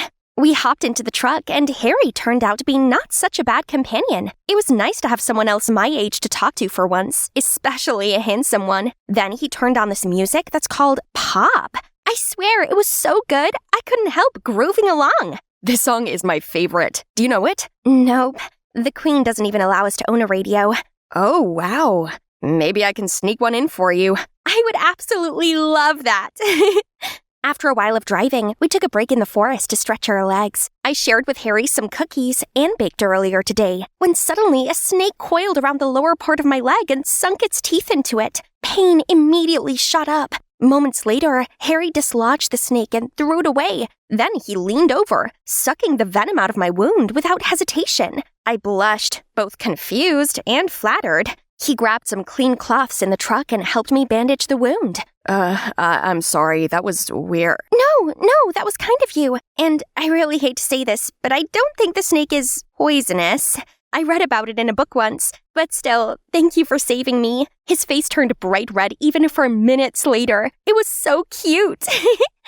We then continued our journey. When we arrived in an aristocratic area where people seemed to be living in luxury, I began to doubt that the kingdom was as poor and in bad shape as Queen Mary had said, until we arrived at the commoner community. I was taken aback by the small buildings and houses that were old and crumbling. The market was basically desolate, with only a couple of sellers in sight. I couldn't even find any baking supplies there. It was growing dark, so Harry asked if I wanted to crash at his place. I had nowhere else to go, so I agreed. Harry's house was shockingly small, but it was clean and cozy. His father is a doctor, and his mom takes care of his 3-year-old sister. They kindly welcomed me and invited me to have dinner with them. Although it was frugal, to say the least, and I could tell that everyone was still hungry after the meal. I have a loaf of bread in my pack. I'd love to share it with you all if that's okay, to thank you for your hospitality. Harry's mother smiled and nodded, and his little sister squealed in delight as she dug into the loaf of bread. Since the famine began, everyone has suffered, even the ones with good jobs. We've all needed to tighten our belts a bit. Just then, a loud thumping sounded at the front door. Open this door now, or we will kick it down! As Harry and his parents rushed to the door, I hid in another room, afraid that I would be recognized. The guards were there, demanding tax payment, or else the family would be removed from their home. It hurt me to watch them fork over the money, searching their pockets to count every last coin they had. That night, I tossed and turned. I couldn't stop thinking about how Queen Miranda could oppress her own people to this point. I was flooded with guilt, thinking about how gleefully Anne and I would share the tributes taken from these poor people, unaware that they were suffering and starving. I couldn't stay in bed any longer. I crept out into the hallway and down the stairs, and suddenly spotted Harry's father, reading a book under a lamplight. I'm sorry to disturb you. No worries. Anything I could help you with? I actually do need your help. You see, I left the palace because I wanted to confirm something. If you could please compare my DNA to this person believes she's my birth mother. Sure. It might take a couple of days. That's fine, but please do not tell anyone about this. He looked confused, like he wanted to ask more questions, but seeing how reserved I was, he didn't. The next morning, I helped Harry and his mother clean up the houses of other people who couldn't pay the tax last night. The guards had ransacked a number of homes looking for the money, and now they were left starving and penniless. It couldn't go on like this. I need to find a way to feed the people first. So I came up with the idea of hunting some wild animals in the forest for food. Then I instructed each household to build a hidden cellar under the ground to store their food and keep their properties to themselves. I was so focused on the dire situation that I didn't even have time to worry about the DNA results until I received them that evening. The result shows that you and the other person are indeed related. I see. It also shows that the other DNA belongs to the late Queen Mary. May I know how this is possible? It's because Queen Mary is still alive. And if the result is true, that means I really am her daughter. At that moment, Harry unexpectedly entered the room. Jaw dropped. You're what? Hey, Diana here. Last time you saw me, I had just received some life-changing news. I'd lived in a beautiful castle my entire life, but only as a servant to my best friend, Princess Anne, until I was revealed a huge secret. I was actually the daughter of the late Queen Mary. Only she wasn't dead. She was being held prisoner by her sister, the current Queen Miranda. Also, that made me a real princess. I was still skeptical about it, so I went on a mission to find answers and free Mary. I found a friend in Harry, a delivery driver for the castle who showed me the poor conditions most people in the kingdom were living in. But the thing is, I didn't spill a word to anyone about my identity until I received my DNA results, confirming a connection with Queen Mary. Why? All this time, you've been keeping it from us? Your citizens? I had my reason, okay? And I only found out about this not long ago. But yes, Queen Mary is indeed still alive. Then I began to tell Harry and his father the whole story. I know it sounds crazy, but I believe you. DNA doesn't lie. I'm sorry for doubting you. But the important thing is, you're the true heir to the throne. You're gonna be the key to end Miranda's tyranny. Slow down, son. We'll need a perfect plan, or else it would cost us our lives. And we can't do it without you, Diana. I couldn't help but feel overwhelmed. The fate of the whole country was now resting on my shoulders, and I wasn't sure I was ready. I needed a little time to clear my head, so I took a walk through the town street, only to see this heartbreaking scene. Please, Diana, help us. Our supply is running out, and we'll soon owe grand tributes to the palace. Next month is Princess Anne's coronation. I didn't know what to say to them. I couldn't promise I would succeed. Gosh, I just needed one moment away from all this. I snuck away to a hill, and shortly after, Harry found me. You're okay? I'm sorry if I put a lot of pressure on you. Just know that you don't owe us anything, and it's up to you whether you want to do this or not. I really appreciate that. But yeah, I knew I had to do this, just not sure how. Don't worry, okay? We'll figure this out together. For a minute there, I lost track of everything as I gazed into his sparkling eyes. But this is not the time, Diana. I shook my head, and when I opened my eyes again, the lights from the aristocratic area lit up. That's when it hit me. Hey, let's ask the Noble District for help. They have more resources than they could ever need. We've tried that, but every single time they'd send hunting dogs to chase us away. So they're just as corrupted as Miranda. Then we'll have to take it from them instead. Let's assemble the people. The next morning, everyone gathered at the square. I had rehearsed my speech all night, and I was ready. Citizens of our kingdom, listen to me carefully. Rise up and reclaim what belongs to you from the nobles and the dictator Miranda. We can't keep our heads down and put up with this anymore. We need to unite and fight them for our resources. But we're not fighters. They take us down immediately. That won't happen. We outnumbered them by a wide gap. We can beat them if we're willing to. So, what do you say? No one replied. They all looked concerned and doubted my words. Right then, some nobles walking their ferocious hunting dogs passed by. Hey, what the heck do you think you're up to? Dissolve, immediately. Then they released their barking dogs on the crowd. People started screaming in fear. I tried my best to calm them and bring the truth to light. Can't you see? These people and the Queen live in luxury because they robbed us of our food, our wealth, our dignity. Do you know what the beef and pork you work so hard to raise are used for? To feed these dogs. Meanwhile, all you have to get by on is dry, moldy bread. And you're just gonna accept that? Do you want to spend your whole life bowing down to these cold-blooded people? I held my breath as they murmured to each other. Then they stood up taller, stronger, together. Get out of our town. You have no power over us anymore. They shouted at the nobles, forced them and their dogs to retreat. The people cheered as they left the city square. Harry and I looked at each other, knowing we needed to act now. So we led the people to the nobles' food storage to reclaim everything that rightfully belonged to them. The news of our coup quickly reached Queen Miranda, who issued a nationwide warrant for my arrest. I had to watch my back everywhere I went, but luckily, the citizens were looking out for me too. Like when the soldiers were on to me, Aaron, the flower shop owner, told me to hide in his flower cart. When they approached, he replied, "No one is here except me, you fools. Get out of my way." Then continued to push his cart away, leaving the soldiers dumbfounded. Another time, I was on the run again from the nobles when the trolley came near. The driver told me to hop on, then handed me a uniform and a fake mustache, and voila! We confused the heck out of those nobles. But there were many more encounters like that with Miranda's minion. It'd be a matter of time before they caught me, so we had to overthrow Miranda before that happened. At the same time, we also needed to get a stable food resource for the people. I knew the castle's layout like the back of my hand, so we hatched a plan to sneak in. And we had to take action before the coronation ceremony, when Anne is supposed to ascend the throne. If not, Anne would just become Miranda's puppet, and the country would endure her tyranny for many more decades. This was our only chance, because the palace's security would be at its most vulnerable since everyone would be gathered at the chapel preparing for the coronation. It is time to end this, once and for all. The night before the coronation, we snuck into the castle as planned. I led a group of people disguised as servants down to the dungeon to rescue Queen Mary.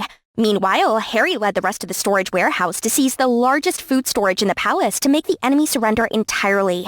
But when we arrived at the dungeon, Miranda was already there. Diana, what are you doing here? Run, now! Shut up, sister. I was waiting for my niece. How did you know I'm here? Do you genuinely believe you could pull off this foolish treason plan without my notice? Guess you really are nothing more than a dumb maid. Guards, bring them out. I turned around and saw the guards dragging Harry and his team to the cellar. My guards have already captured your other crew in the warehouse. It's time to end your ridiculous rebellion. You... Unless you'd like them to be banished from the kingdom instead. Do whatever you want with me, but leave these people. Miranda smirked, hearing my words, and ordered the guards to throw me along with the others in the cell. Please, Miranda, she doesn't deserve to rot in here. You still can't shake off that rambling habit after all these years, sister? You'll never get away with this. You've oppressed your own people to their limits. Someday soon, they're going to rise up and overthrow you. Big words for such a little brat. Let me guess, even you couldn't tell that your own partner is my right-hand man, aren't you? What? Harold, the Count? You're lying. It can't be. Harry, why are you standing there? Say something. But he only turned away, in shame. So this is real? Had he been pretending to be on the people's side all along? What about his family? I asked him to turn you over for my guarantee of his family's safety and a lifetime supply of food, and he agreed. He had no obligation to you now. He's already betrothed to Princess Anne. Betrothed? You'll have the rest of your life in the dungeon to think it over, brat. Harold, let's go. I was dumbfounded when I suddenly heard a familiar voice echoing through the dungeon. Diana, where are you? Anne, is that you? I'm straight ahead. There you are. I was so worried when you suddenly disappeared. I'm sorry I couldn't tell you everything. It's okay. I just heard the whole thing since I followed the guards who dragged Harold down here. But don't you worry, I can plead to my mother to release you, under the condition that you and your mom leave the country and never return. Why? You don't really think you can stand against my mom, do you? There's no end to this, Diana. I know, but with your help, we might be able to turn things around. We have to fight for what we believe in, Anne. You still want a simple life and open a bakery, right? This is your chance. But she's my mother. How could I turn against her? Please, Diana, just listen to me. No, Anne, I can't do that to all the people who are suffering out there. We'd rather stay in here forever than be free and act like Miranda didn't commit all her crimes. I guess, from now on, we go our separate ways. Goodbye, Anne. Anne burst out crying and left. I slumped at the corner of the dead silent cell. What was I thinking? That I could make a change? And now I had failed everyone. Queen Mary, Stella, Harold, Anne, and everyone else. I don't think I could do this anymore. Don't cry now, dear. This isn't the end. I don't even know anymore. There's no way out. Harry must have known I could never succeed. So he switched sides, right? So did Anne. No, they might have had their reasons, but they did what they did, and it's not your fault. I know it's hard, but you need to get it together. This is not the time to show weakness. As much as I didn't think I could, I was determined to try. Early the next morning, another group, led by Harold's father, unexpectedly showed up for mine and Queen Mary's rescue. How did you know we were here? Harry contacted me last night and asked for help. So, here we are. You see? Not only me, but the people also believe in you. I suddenly understood why Harold had to pretend to be on Queen Miranda's side yesterday. He had a backup plan all along. Now we needed to go stop the coronation ceremony ASAP, before it was too late. When we arrived, Anne was already walking up to receive the crown. I dashed through the spectators to get to the front of the crowd. Stop! I object to Princess Anne's coronation because I, Diana, daughter of Queen Mary, am the legitimate heir to the throne, and I have the DNA test as proof. The crowd grew loud as they reacted to this news. Even the soldiers stopped in their tracks. Guards! Seize her! Before they could reach me, Harold and a group of civilians created a human shield around me, ready to protest. Order! Order! That evidence is fabricated and there's no proof of its validity. Don't be fooled by her. At that moment, Queen Mary finally made her entrance, and the crowd went dead silent. Citizens of our kingdom, I'm your Queen Mary, and I'm very much alive. But I've been held captive for so many years by none other than my sister, Miranda. It was she who took advantage of my weakness after Diana was born to seize control of the kingdom. Now, she and all of you know the truth, and you know that Miranda is not your— Stop all this ridiculousness! I am still the queen of this kingdom, regardless of how. This is treason. Seize them all, now! But no one did as she said. The soldiers, officials, and the entire crowd turned to face Queen Mary and bowed before their true queen for the first time in 18 years. Miranda angrily charged towards us, but she took a surprise detour to prison, where she'll await trial. Then an official returned the crown to Queen Mary. But she didn't put it on. Instead, the ceremony was started again, and I was crowned as the new queen of the kingdom. Are you sure? I still have so much to learn. Why don't you see it for yourself? All hail Queen Diana! Thanks to you, we are saved from the famine and the dictator. You gave us a better life. You are the queen we've been praying for. I could burst out crying hearing their chanting. You see, being a queen is not about immense wealth or influence. It is truly about what you have to offer to the world and who you are inside. And you, my dear, are ready for this. Thank you. I'll try my best to live up to your legacy, Mom. I gave her the biggest hug as the crowd cheered on. And so, I officially became the queen. My first order of duty was to return what rightfully belonged to the people. I promised myself that from now on, no one will suffer under my rule. As the people gathered their things, Harold came wanting to talk, and we left for somewhere private.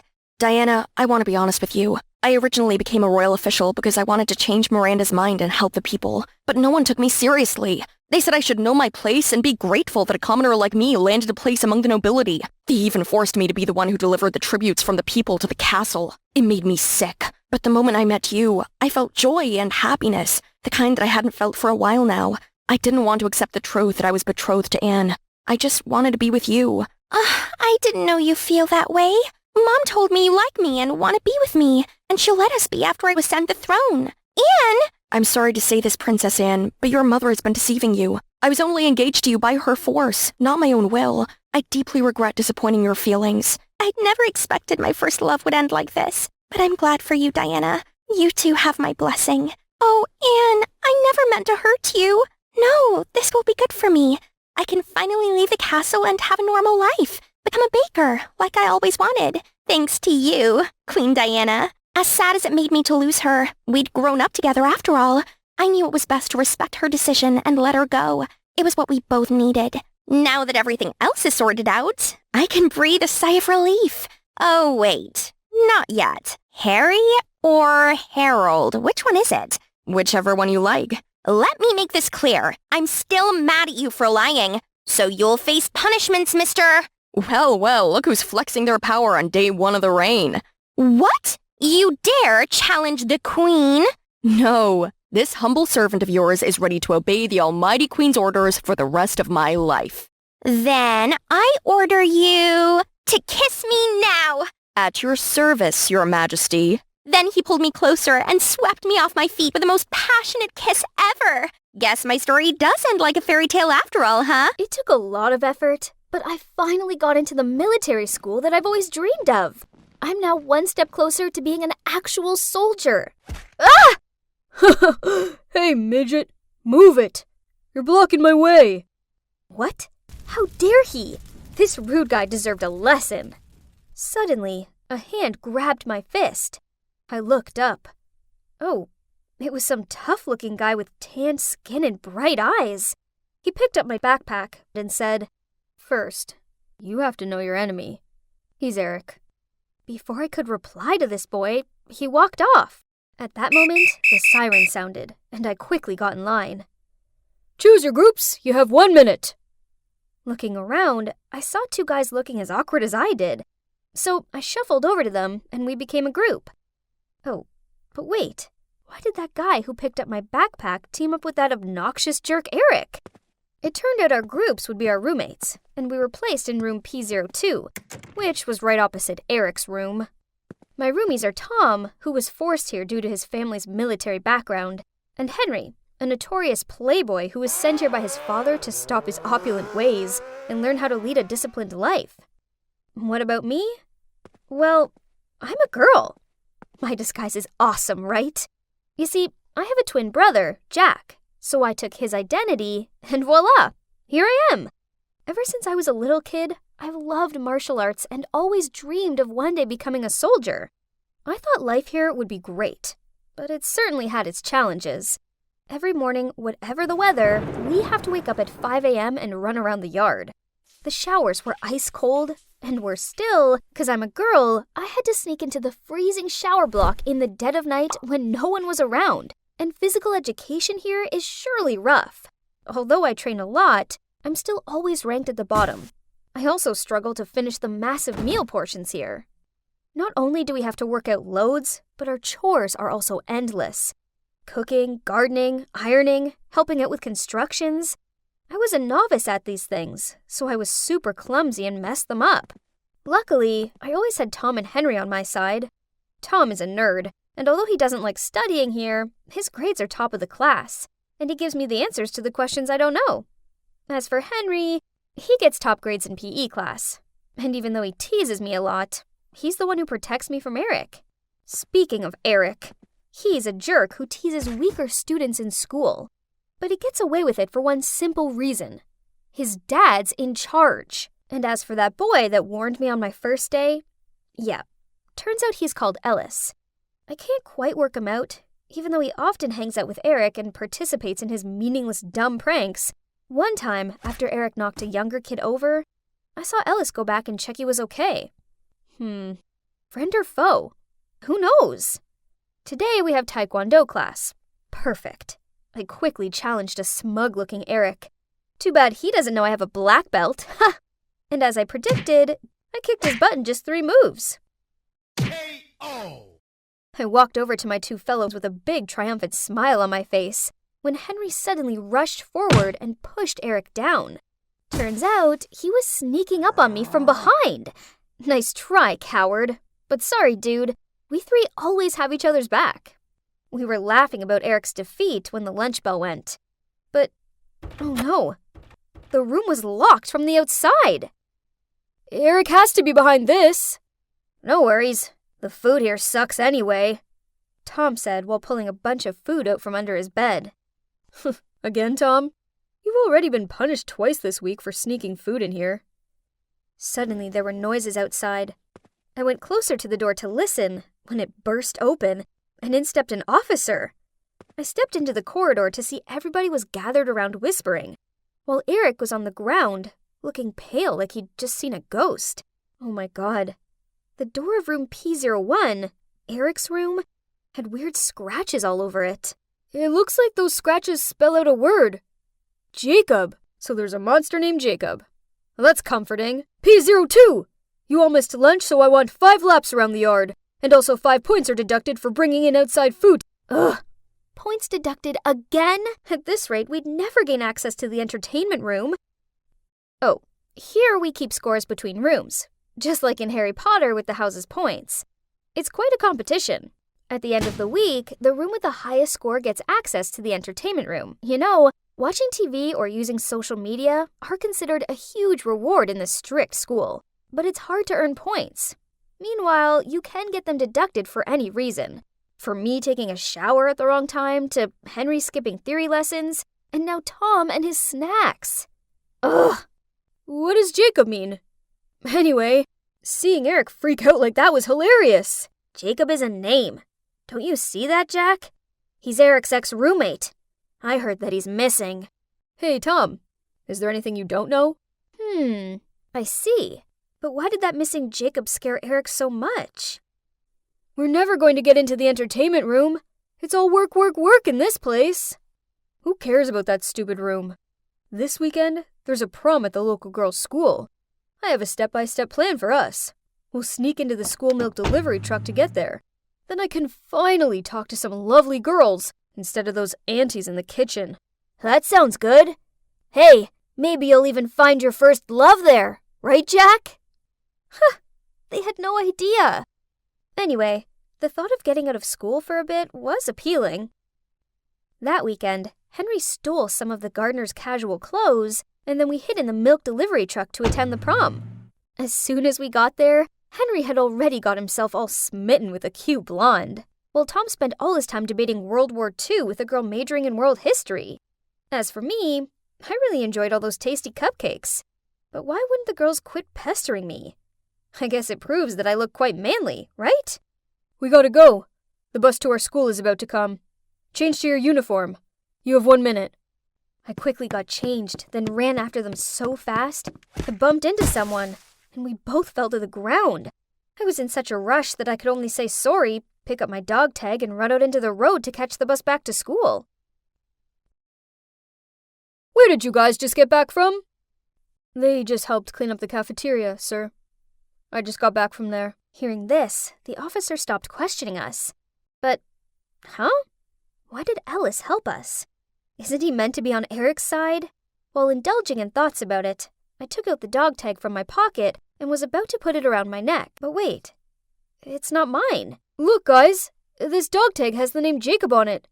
I quickly showed them the dog tag and explained the incident to them. I must have picked up that guy's tag by mistake. Could it belong to the missing Jacob? Or was it merely coincidence? I mean, Jacob's a popular name, right? The next day, as we were helping to distribute food in the kitchen, there were noises coming from the dining area. As soon as I went out, I saw Eric sitting on the floor, shivering in fear. Next to him was his bowl of soup splattered everywhere. At first, I thought he was playing some tricks to get us to clean up. But no, looking at the way he ran out of the cafeteria in panic, something must have happened. I bent down to pick up the bowl. Oh my God. And it was a dog tag with Jacob's name on it. But the dog tag I took by mistake yesterday is still in my pocket. What's going on? Eric was so preoccupied with the Jacob stuff, he didn't have time to taunt us, so our room got the highest score for the first time, which means we would finally get to experience the entertainment room. But as soon as we reached the lobby of the utility area, something didn't feel right. A bunch of kids were buzzing in front of the entertainment room where the hazy smoke was coming from. Thinking there was a fire, we rushed to put it out. But no, it was only a smoke bomb. Inside the entertainment room, Eric and his friends were fainting. People splashed water on his face, but as soon as he woke up and saw the words Jacob burned black on the wall, he blacked out again. Huh? Who did this? Was it Jacob? Was he not missing after all? Today we have PE, but I'm on my period, so I made up an excuse to go to the school's infirmary instead. On the way, I happened to see Eric with his group of friends. I think Jacob's spirit is back to take revenge on me. You know, that time? I locked him in the old warehouse and he just disappeared without a trace since then. Is it possible that he was... Stop talking nonsense. Maybe someone who knows what happened in the past wants to mess with you. I even took his clothes away. Oh God, he would surely want to haunt me. Oh my gosh, it all made sense now. Suddenly a large hand muffled me, then dragged me away. You better shut your mouth and keep this a secret. It was Ellis, Eric's sidekick. What a faithful servant. What if I don't? Especially since I met Jacob. What did you just say? You don't believe it? Here, I bumped into someone, and he dropped this dog tag. As for the one in Eric's soup bowl, I think it's just a fake. Ellis trembled as he took the tag from my hand and quickly left. Was he going to snitch on Eric or something? That night, while I was having dinner, Eric was back to jerk mode again, and he dumped his leftovers on my tray. The two sides clashed, and we all ended up with an hour's detention. The punishment sucked. They locked each of us in a tiny room containing one chair and left us to think about our wrongdoings for a whole hour. The next morning, the officer knocking on the door woke us up. Eric was missing, and we were the #1 suspects. This was ridiculous. What did his disappearance have to do with us? I told Henry and Tom about the other day when I overheard Eric and his friends. So Eric teased Jacob, so now he'd returned for vengeance? Feeling suspicious, we snuck into the school's abandoned warehouse. Yup, there was Eric all tied up and with a rag in his mouth. It's Jacob! His spirit has returned! He wants to harm me! Help me! Huh! Look at that arrogant Eric being all scaredy-cat. Call me Captain. No. Call me Farther. Then I'll let you go. Tom and Henry burst out laughing. But Eric just stammered and then everything started to go blurry. Then I must have blacked out. When the three of us groggily came round, we saw that the only thing left there of Eric's was his uniform. As soon as we got back to school, we heard from the others about how Eric had appeared in just his tighty-whitey. Everyone gloated to see the overbearing Eric lose his face. From now on, he wouldn't dare tease anyone again. But this was the exact same way Eric used to pick on Jacob. So, Jacob did this? Was he back? Actually, I already knew who was behind all this. You dropped this at the warehouse, right? Ellis looked at me surprised and asked how I knew. We actually snuck into the main office to find information about Jacob before we got to the warehouse. And as soon as I saw his picture, I knew right away there was some sort of close connection between Ellis and Jacob. Call it twin senses. It turns out that Jacob was Ellis's brother. During his time at this school, Eric made his life a misery. But everything was kept a secret because Eric's the principal's son. So, Ellis enrolled at this school to get answers. Ellis took the dog tag back and handed over a picture of me with my twin brother. And this must be yours. I picked it up on the first day of school when you dropped your backpack. You remember? Oh my God. Was this for real? I snatched the photo and quickly put it away when I saw an officer approaching. We should get to know each other better, right? Since we both know each other's secrets. Whatever. Anyway, I don't hate Ellis. And Eric deserved it, so it didn't matter who did that. I turned my head to look at Ellis. He smiled as if he was challenging me. Uh-oh. I had a feeling my life here was about to take a turbulent turn. Hey guys, Private Davis here. Yep, Taylor Davis, the girl who secretly disguised herself as her twin brother to attend an all-boy military school. In the last part, I had to deal with my fair share of challenges, but having Tom and Henry, my two best pals by my side, made things way easier. But still, there were problems my two comrades couldn't help me with, such as this situation right now involving Ellis, finding out about my real identity. Not that I'm interested in your mess, but I need to find my brother Jacob. So let's make a deal. I'll keep your secret if you help me find him. What? How am I meant to find a guy I don't even know? To my surprise, Ellis then truthfully told me his story. Turns out, he came to this school for two reasons: to punish those who picked on Jacob and to find clues about his disappearance. Meanwhile, I coincidentally met this Jacob guy outside of school and found his dog tag, so I was the only lead he had for now. But could I really trust this guy? I mean, just look at what he did to Eric. If you don't want to do it, then I can go to the principal's office. Okay, so what? I found the dog tag while we snuck out to a local girls' school. That's all I know. If you spill my secret, I won't let you find your brother in peace either. So you better know a way to take me to that school. I'll pick the time to make a move, and you just try your best not to get caught. The next morning, I was walking to class as usual when I passed a bunch of guys huddled together, whispering something about me? Huh? Wait, did Ellis reveal my identity to everyone? Such a fraud! I ran to find him, but accidentally crashed into this boy called Finley. I helped him up as the whispers around us got even louder. Guess you're one of the alleged suspects too. Finley then told me that yesterday, someone discovered a box that looked just like a pack of candy in the bathroom, but inside were a bunch of tampons. So now the students thought there was either a pervert on campus or that one of us was secretly a girl. And according to them, anyone who never joined the public shower was suspicious. Oh no, what if they found out the tampons were mine? Guys, hot girl alert!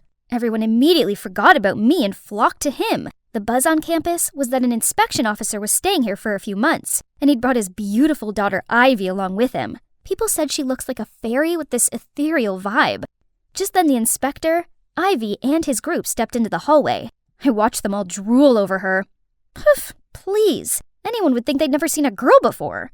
She walked past these silly boys with a smug smile, but as soon as she caught sight of me standing there unfazed, she froze to the spot and stared straight at me. What? Was I supposed to show off my smitten face too? Dad, I need someone to show me around school. Can I take him? What? Why me? I couldn't even say anything as the principal had already agreed. Come on, let's go. Oh, you're so muscular. Ew, gross. Later on, she shooed Henry and Tom out of the entertainment room just because she wanted to spend time alone with me.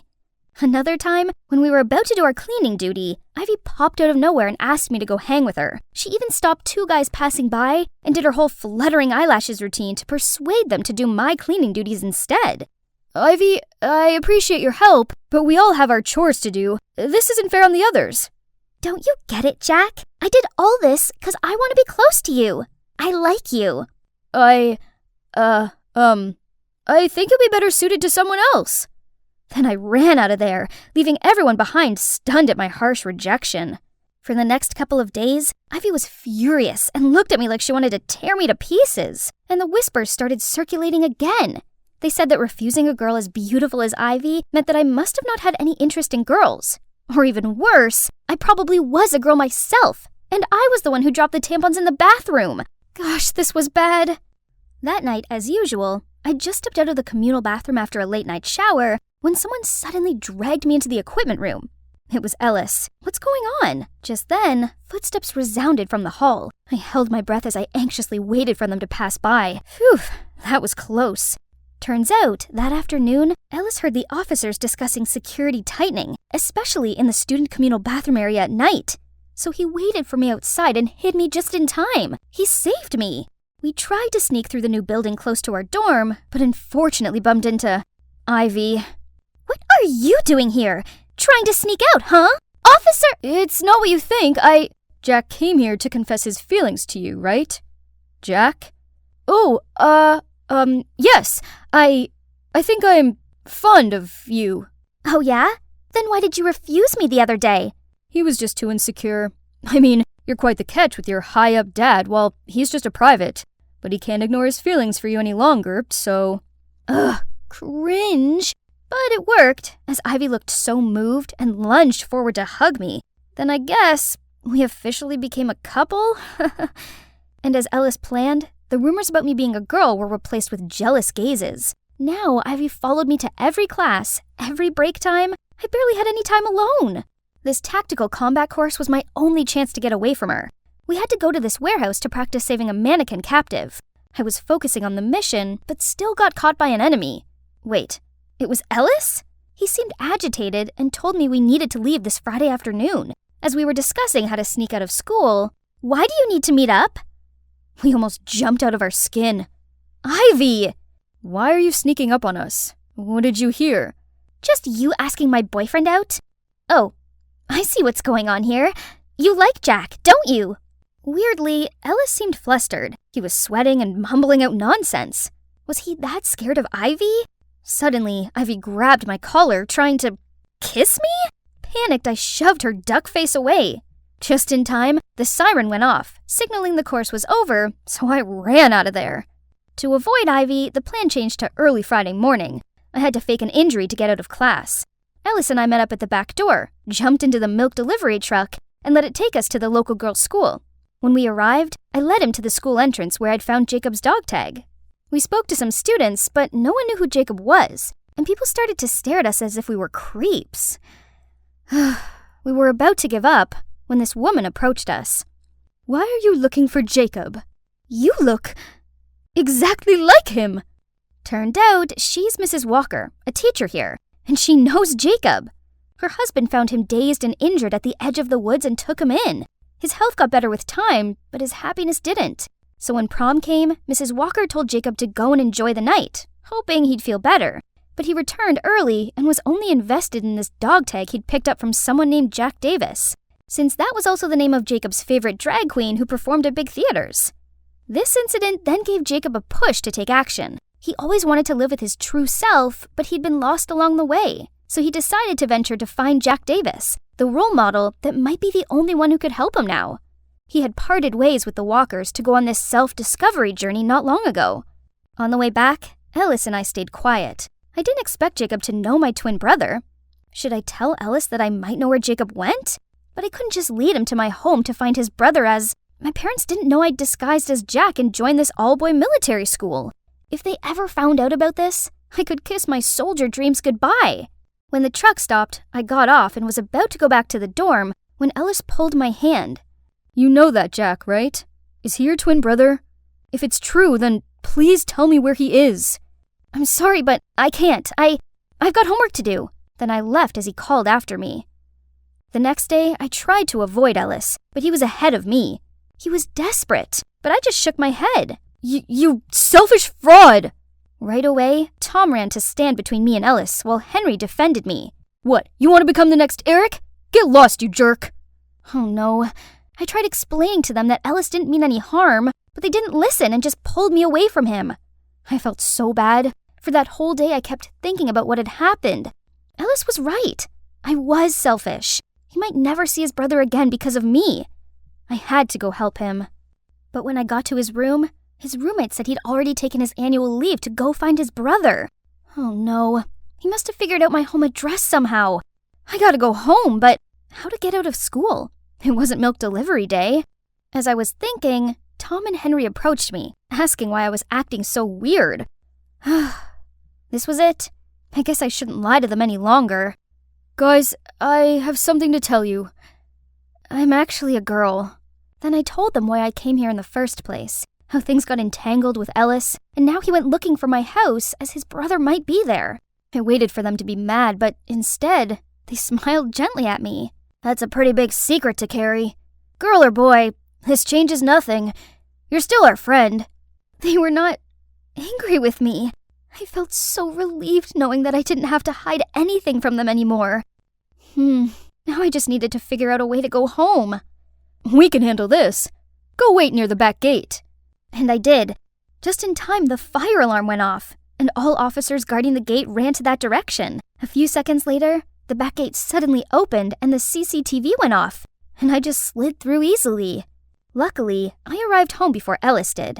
My heart was pounding when I knocked on the door. Then Mom and Dad opened it. Needless to say, seeing their daughter dressed as a boy soldier was a huge shock. I quickly explained to them how I'd secretly taken Jack's place, and their faces kept turning darker and darker. How could you lie to us, then illegally enter an all-boys military school? What were you thinking? Right then, Jack, my twin, rushed down the stairs. He immediately got what was going on and backed me up. Mom, Dad, this has been Taylor's dream ever since she was little. This is dangerous. If you get caught, you could be sent to a juvenile center. Pack your bags and quit the school right now. In that heated moment, Ellis barged in. Jacob? Jacob! Are you here? Where did you hide him? I tried to calm him, but it was no use. The whole scene was chaotic. Then suddenly, he stopped dead, staring at the stairs. Huh? Someone else was here. Someone with silky, long hair, a beautifully made-up face, in a super pretty dress. It was Jacob. He apologized to my parents for his brother's behavior. Then we all sat down as he told us how he realized from a young age that he was interested in feminine things. So he used to sneak into his mom's closet and use her clothes and makeup. One time, his parents caught him and they were so worried about his deviant behavior, they forced him to attend military school, hoping to straighten him up. But of course, he didn't fit in there and was fed up with being teased by Eric. So when he saw a chance to run away, he did so without hesitation, cutting off all ties with the school and his family. Luckily, the walkers found him in the woods and took great care of him. Still, it wasn't enough. He needed to discover his true self, so we came to Jack's. I beg of you, don't make me go back home again. I can't stand the disappointed look on Mom and Dad's faces. I just want to be myself. I know it must be hard, but you gotta go home and face your parents. Once they know how you truly feel, they'll understand. Mom, Dad, I'm sorry for being so reckless, but being a soldier is my dream. Please give me a chance. I can't let you do it. But you can have till the end of the semester to pack your stuff and say your goodbyes. That's it. Just then, I heard footsteps outside. It was Ivy. What was she doing here? You tricked me. I already knew there was something weird going on with you and Ellis. But you're a girl? Lucky me, I had your whole secret recorded here. Let's see how my dad punishes you, fraud. This is bad. Ellis and I jumped into his car and drove back to the school immediately. But we arrived back to an unexpected situation. The principal, aka Eric's dad, was already packing his things, and a strange lady with a stern look was sitting at his desk. Wait, did this mean we had a new principal? Yep, turns out the inspection officer came to school to investigate our principal on allegations that he'd been condoning his son's mistreatment of other students. And it was none other than Ellis here who had been gathering up evidence to help him. Then what about me? Well, in return for Ellis's assistance, the officer decided to let me stay and study here. In fact, the new principal even had some other plans. Finally, it's the end of the semester. Whew! And you know what? Our school now officially welcomes female students, which means I'm legitimately the first girl in school. I'm so grateful for our new principal. Meanwhile, me, Henry, and Tom are still the best of comrades. Obviously, nothing could ever stand between us. And of course, my parents are okay with me staying since I don't have to hide my real identity anymore. About Jacob, he actually listened to Jack's advice and went home to talk to his parents. They were shocked to see him like that, but as he poured his heart out to them, they decided to slowly accept the real him. As for his brother, Ellis, we went through a lot together, and now we're best friends. There might be some sparks between us, though, but I don't know.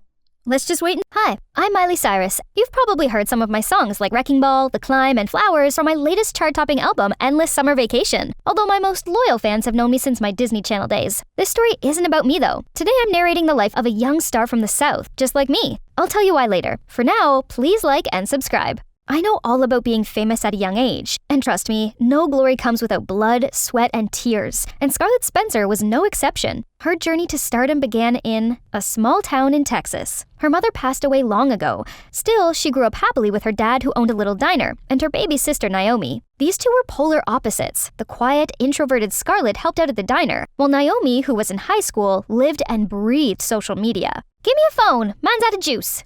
Man, this brick's been only to call and text for years. It should have something new. In case you still haven't figured it out, well, Naomi's creating an Instagram account under her sister's name to post pics. Give it back. I need it now. Naomi, I already said I don't like social media. What's with this photo and the Ritz-Carlton and ridiculous caption? We were just there for Dad's delivery. Relax. Everybody has a social media presence these days. That photo will get you tons of hearts and followers. Honestly, if my sister ever did that to me, she would have been 6 feet under by now. But Scarlett let Naomi off the hook because to her, Naomi was her bestest friend who she could tell everything to, while Scarlett was the best sister she could ask for. Naomi knew she'd never find anyone else who'd satisfy her every whim like that. They frequented this spot by the lake for a stroll, a jog, or simply pouring their hearts out. I want to go where culture is, like New York or LA. The only thing exciting in this town is probably a party bus that comes by every millennium.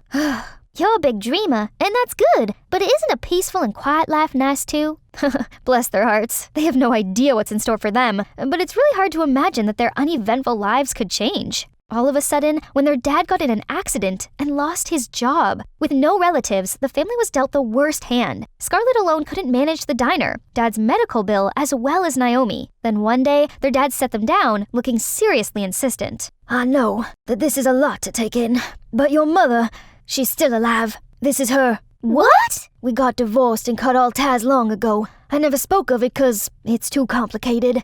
Now that your old man is in this situation, you should go to your mother and shouldn't have to suffer because of me. Both of them were too shocked to speak. Scarlett went to her room, the photo squeezed tightly in her hand. Is this really my mother? When are we leaving? What are you excited about? All we have is this address and her photo. What if she won't accept us as her daughters? She abandoned us all those years, remember? It's still worth a try. Do you know, I've lost count how many times I've wished for a mother. And then this happened, like a miracle. Scarlett tossed and turned all night because of what her father revealed just now, while Naomi thought long and hard about what she would wear. The next morning, the sisters got up early and went to the address on the note, which led them to a magnificent building, Elite Talent Management. They stepped inside with bewilderment written all over their faces. Excuse me, we're looking for Mrs. Athena Kinsley? Perfect timing. Miss Kinsley's here this week for our statewide audition. In fact, she's right behind you. They were both in awe to see a woman who exudes sophistication and confidence. Naomi rushed to her. Excuse me, ma'am, are you Athena Kinsley? The woman gracefully turned around, lowered her shades, and scanned them both from head to toe. Hello, I'm Naomi Spencer, and this is my sister Scarlett. We,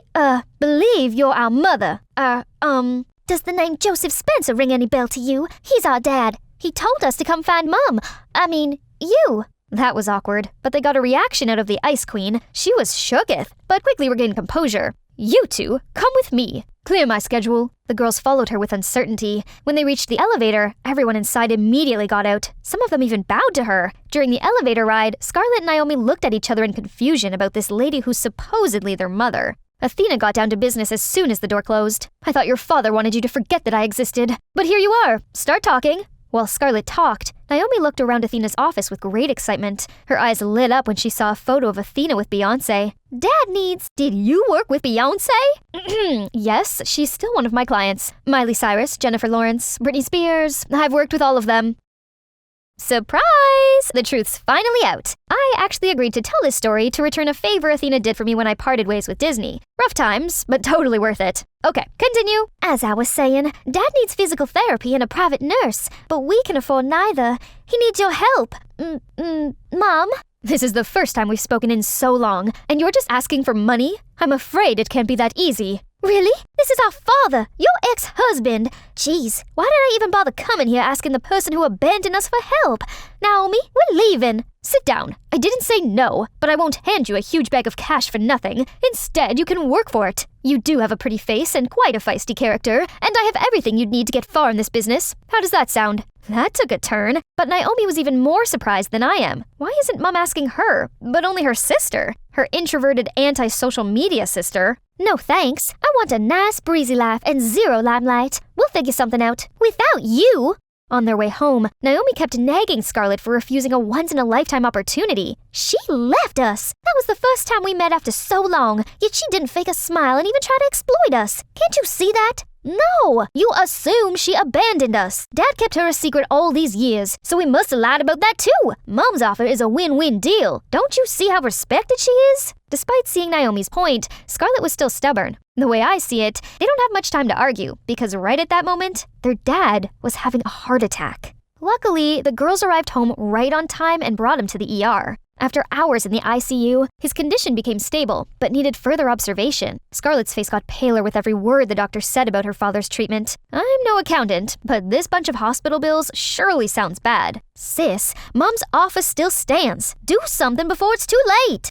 Scarlett reluctantly came to see Athena again. Before signing, Scarlett had a few demands. She'd receive a fair cut of the profit and will not owe Athena anything once the contract is no longer in effect, as well as a signing advance. Also, per contract, Athena would be Scarlett's manager. This is actually very common. My mom Tish has been my manager to this day, but that's me. I can't talk about her case. Scarlett immediately transferred her dad to the best hospital in Texas. Looking at his unconscious state, she got all the motivation she needed before leaving for the city, thoughts about her future swirling in her mind. From the start, Scarlett said she didn't want anyone to know they're related. Athena, being the professional she was, agreed. Then, Operation Ultimate Fashionista commenced. First off, an extensive daily workout for 3 hours with a personal trainer. Scarlett was used to physical labor, so she didn't break a sweat. But when she found out about the strict diet she had to follow, Scarlett realized she's in hell. What's wrong with you? You make me work out but don't let me eat? Silly girl. Don't you know the camera's at 10 pounds? You'll look like a manatee in your photos unless you lose weight. Almost forgot. Scarlett moved into Athena's mansion for her private training, while Naomi stayed home for school. At the moment, Scarlett was lonely on an empty stomach. I can understand how she's feeling, because I went through the same ordeal when I started touring at age 13. Scarlett decided to sneak out in the middle of the night to search for food. However, Athena was one step ahead and already locked the pantry. Hey sis, you caught me in the middle of my midnight supper. Oh my god, this food is bussin'. Anyway, how's Dad? I can't hear you. What's the weird noise? The sound of my pain and suffering. Watching you mukbang sure made it worse. Bye!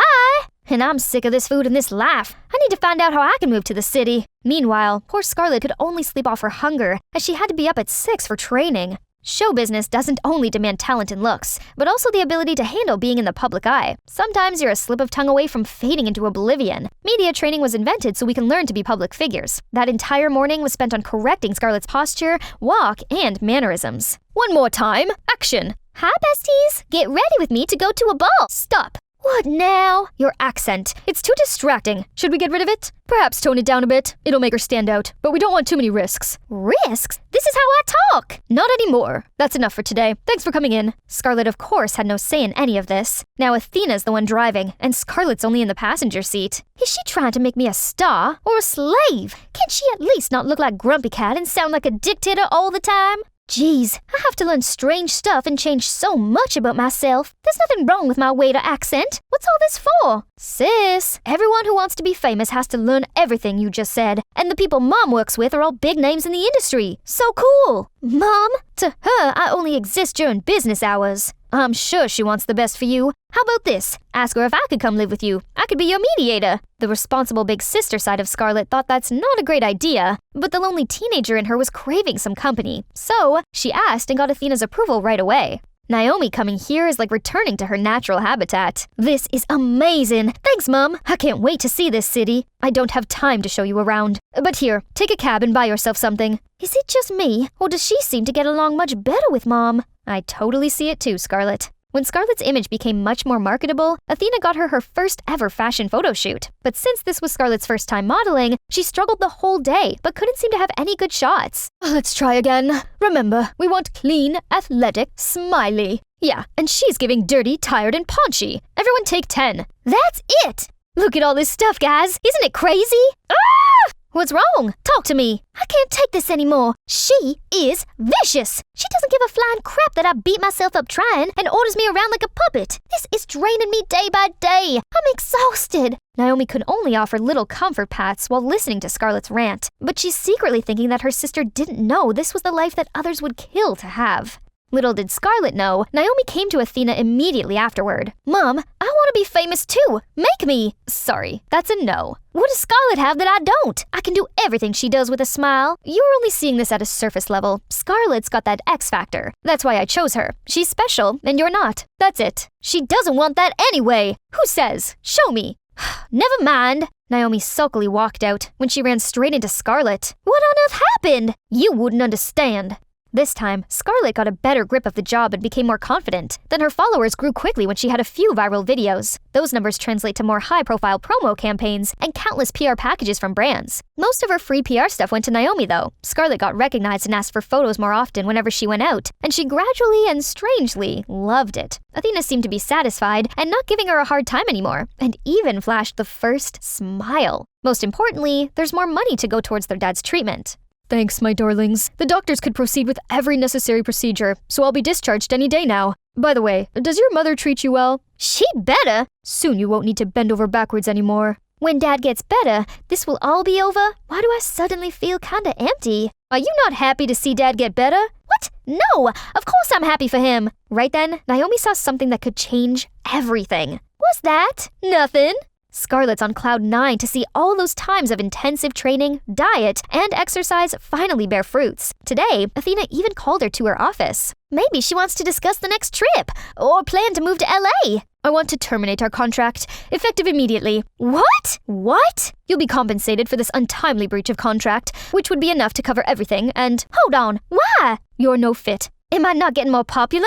What do you mean? You won't last. But it can still be a source of income. Why cut it completely? More profit for you too, right? Isn't that your sole target in doing this? Or are you afraid that I'll come back to bite you once I've made it? Watch your tongue. Regardless, we won't be working together. That's final. Tell me, are you scared people will figure out that I'm your daughter? Right, you never even came to see my frail, bedridden father. I never needed a mother like you anyway. Then a smack landed on Scarlett's face. She held her left cheek, eyes wide open, and glared at the person standing in front of her with great fury. Hi, it's your girl Miley again. Let's get on with Scarlett's life story, which was left on a cliffhanging slap.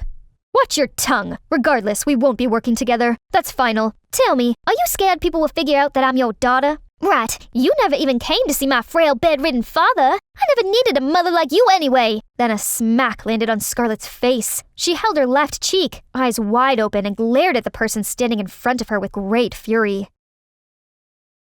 Scarlett immediately began venting to Naomi as soon as she got home. No way, this is bad. Without a management company, it's really hard to maintain your popularity. I could not care any less. But obviously, Scarlett cared a lot. I've put so much effort into this, and now it's all going down the drain? Meanwhile, Naomi was more relieved than sorry. What now? I won't tell you what you want to hear. It's a dog-eat-dog world, and you're too young to have enough willpower for it. That describes my sister, don't you think? What's wrong? Talk to me. I can't take this anymore. She is vicious. She doesn't give a flying crap that I beat myself up trying and orders me around like a puppet. This is draining me day by day. I'm exhausted. When the video ended, Athena stayed quiet for a bit, then asked Naomi to leave. What about me? I'll think about it. So, Naomi returned home and awaited Athena's call, but days had gone by and not a single word from her mother, not even when Scarlett got kicked out. After that fierce fight, Scarlett had to move into this shabby motel. Sheesh, where did she go? She might be mad at me, but she can't lash out like this. This woman has the audacity to call me after all that? Ugh, who needs Athena and her company? I can do this myself. Yahtzee! There's still one event I got invited to. That's my chance! Of course, she asked Naomi to help and be her +1, who happily agreed. But without the usual professional team, it took the girls too long to get ready, so they missed the red carpet ceremony of the fashion show. Luckily, Scarlett could still start networking at the after-party. However, her social battery was draining fast, since she didn't know anyone here. Her eyes were darting around nervously, while Naomi ran about with a little kid's excitement. That body of yours is absurd, and even more mind-blowing up close. Have a drink with me, would you? No thanks. My date is getting my drink. Sorry. What? You think you ate? And nobody like you is lucky to even have my attention. Excuse me, is this guy bothering you? No, actually, yes. What took you so long, baby? Sorry, babe. There was a long line. Phew, their charade works like a charm. And because of that, our shy girl got to know this gentleman. He's Finn, an art director / princess maker at Creative Artists Agency. Going independent is really tough, especially for newcomers. If you work with us, you'll have more options to your liking. I mean, it's your personal brand. For real, though? Ahem. Finn, this is my sister Naomi. Say hi, Naomi. Nice to meet you two. From that day on, Scarlett had been under Finn's management. He's so gentle and such a smooth talker, but when it comes to work, Finn can be pretty harsh. No, this whole fit makes you 5 feet tall, and that top's from last year's collection. Try to keep up. But how? I literally have to dive into multiple piles just to find something that isn't a size 0. You might think a personal stylist could make this easier, but your audience can sense that it's not authentically you, and it'll just be much harder for you to build rapport. I can see you have quite a personality. You just don't know how to show it through your style yet. Alright, that's actually really profound. I never thought about this stuff that way. Stuff? So, what got you into this? That prompted Scarlett to tell him everything. Surprisingly, that guy seemed like a good listener. That is some story. Still, you managed to build a following mostly thanks to your genuine charm. I believe I can teach you more about this stuff and make you fall in love. With real fashion, I mean. And here I thought he was gonna judge me. Ever since she had a handsome, patient trainer guiding her every step, Scarlett gradually gained more respect and interest for what she was doing. Their relationship eventually became more intimate and went beyond the professional boundary. It looked like they knew each other in their past lives. Here, one tasty reward for you. Yes! Oh, hang on. I'm on a diet. Consider today your cheat day. Something to keep you motivated. Come on, an ice cream won't put you in a food coma. You're right. Oh, sorry. You're such a klutz. It was smooth sailing for Scarlett. One day out of the blue, a mukbanger appeared on her For You page. And that's Naomi. How long has this been going on? Why didn't you tell me? Who are you working with? None of your business. Excuse me? I didn't say anything. I was gonna say, eating a humongous amount of food like that can be bad. Maybe you're against this because you're afraid I'll take all your spotlight. Ain't that right? No use talking to her right now. Perhaps I can ask Finn for advice. To her utmost surprise, Scarlett saw that Naomi was with Finn. In the long run, you'll either develop a terrible eating habit, or worse, an eating disorder. This is your one and only body. Take good care of it. Everything's going as planned. Don't worry. I won't get fat no matter how much I eat. Stay calm, Scarlett. Don't barge in and interrogate them. No! Finn, I can't believe you brought Naomi down that road. I asked him to. Interfere again and we're no longer sisters. Those traitors thought they're so smooth. Fine, let the Cold War begin. On the other hand, Finn tried to make amends, but to no avail. I didn't have the chance to explain myself. Scarlett's emotional state took a nosedive, while Naomi's mukbang channel blew up. Needless to say, she was absolutely delighted. See, I am on Scarlett's level. I already got millions of hearts and a dedicated fan base. Little did Naomi know, praise is often followed by criticism and haters. Look at this pufferfish's face. I don't think it's because she's stuffing her face constantly. Girl just got played by genetics. Girls, be nice. Why are you defending that ugly glutton? That's my sister. Problem much? I can't sit still and let her do this to herself. But who could possibly get to her? Definitely not me. In the evening, Scarlett saw that she had hundreds of missed calls, all from Athena. What does she want now? We already went our separate ways. However, that prompted Athena to come see her at her place. Please, don't make a scene. I'm here to talk. You are making a scene showing up here. What do you want? It's about Naomi. I am worried about her. That finally convinced Scarlett to have a talk with Athena, which led them to an unexpectedly long discussion about their family. I'm not asking for your sympathy, but you should know how we cut ties. Your dad and I are polar opposites. I wanted the hustle and bustle in life, but your dad wanted a peaceful life in the country. I did try to raise a family with him back there. God knows I tried. But that ain't me. So, when I left, your dad was so angry, he banned me from ever returning. Don't you dare bring that face here one more time! Leave us alone! Since then, I could only watch you two from afar. If it makes you feel any better, he took care of us very well. He's a family man, always has been, and Naomi, I soon realized that she's my spitting image. Impulsive, chipper, yet naive. I didn't want her to be in show business, especially this young, or else she'd make the same mistake I did. That's why you were my pick. I never intended for us to fall out. I truly wanted a wealthy life for you, and I thought I could train you into a star like I did every other girl. So when I heard you say how exhausted and trapped you felt living with me, I decided to end it as well as your suffering. What? When did I tell you that? Actually, Naomi told me. You're not supposed to know this. Oh, turns out her action that day was triggered by Naomi. Did my sister do that because she was looking out for me and simply thought I wouldn't tell Mom myself? Or was there any hidden motive?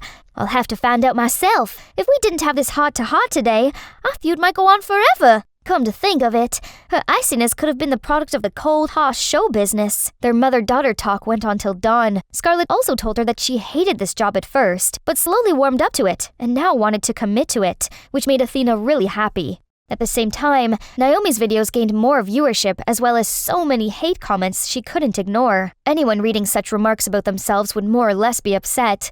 Sensitive Naomi got a panic attack. Right at that moment, Scarlett stepped into her room, realized what was happening, and hurried over to catch Naomi. Then she put her in a fetal position. A few minutes later, Naomi calmed down. Feeling any better? Yes, I can breathe normally now. Thank you. Then stop your monkey business this instant! I talked to Mum. She said you're not ready to be an influencer, and I agree with her. Do you have anything to say for yourself? Mom doesn't know me. She didn't raise me or help me become famous, and now she's getting you on her side to go against me? I thought the same. Until we spoke, we misunderstood her, Naomi. And you, still worried about me stealing your thunder? We'll see who's more famous and rich. I've had enough of you. Naomi's reaction was so scary.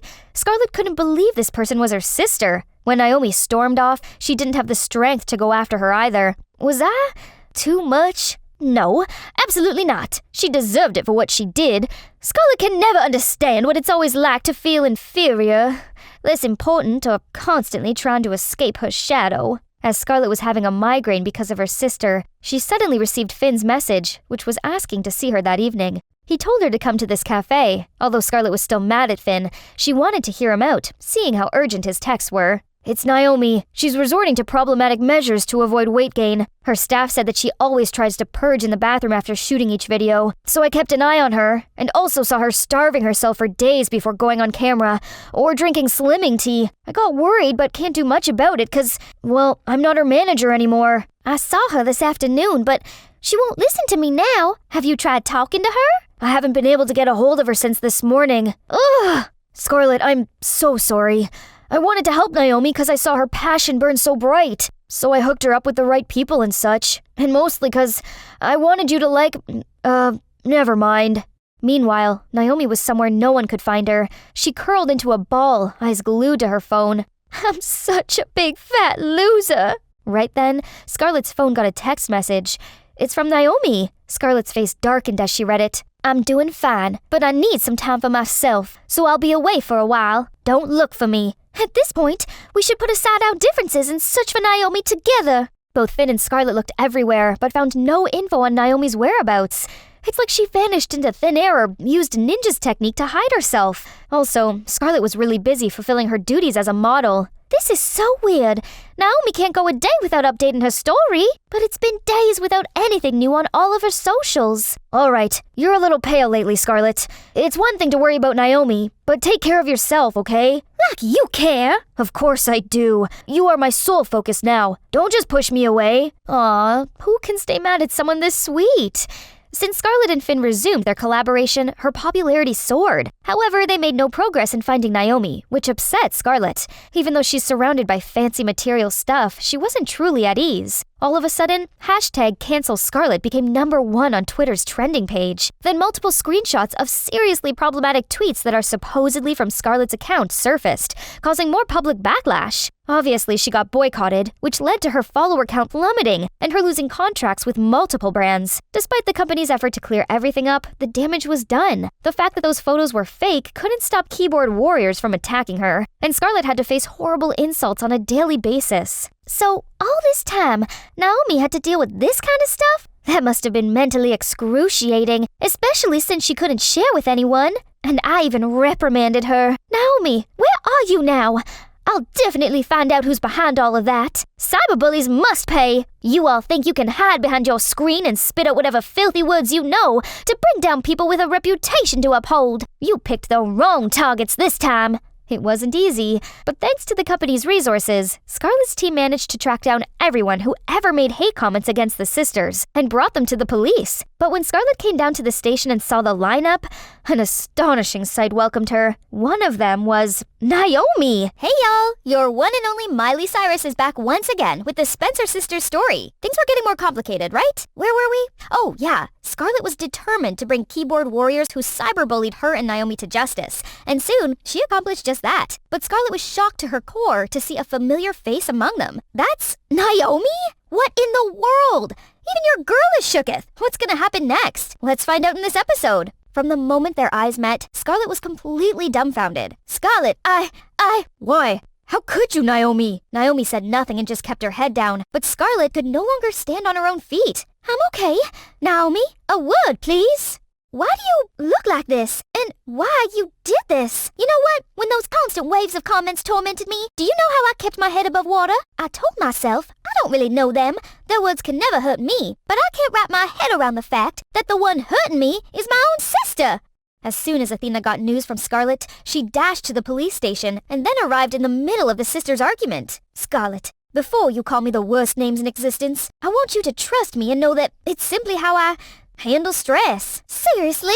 Hear me out. I was so happy for you in the beginning, but eventually jealousy just started creeping in. I felt small and insignificant living under the same roof as a head-turning popular big sister. It got worse when people on the internet started comparing me to you, and I felt like I was nothing but a piece of trash. Gradually, I found myself coming to your haters' forum, and that's a slippery slope.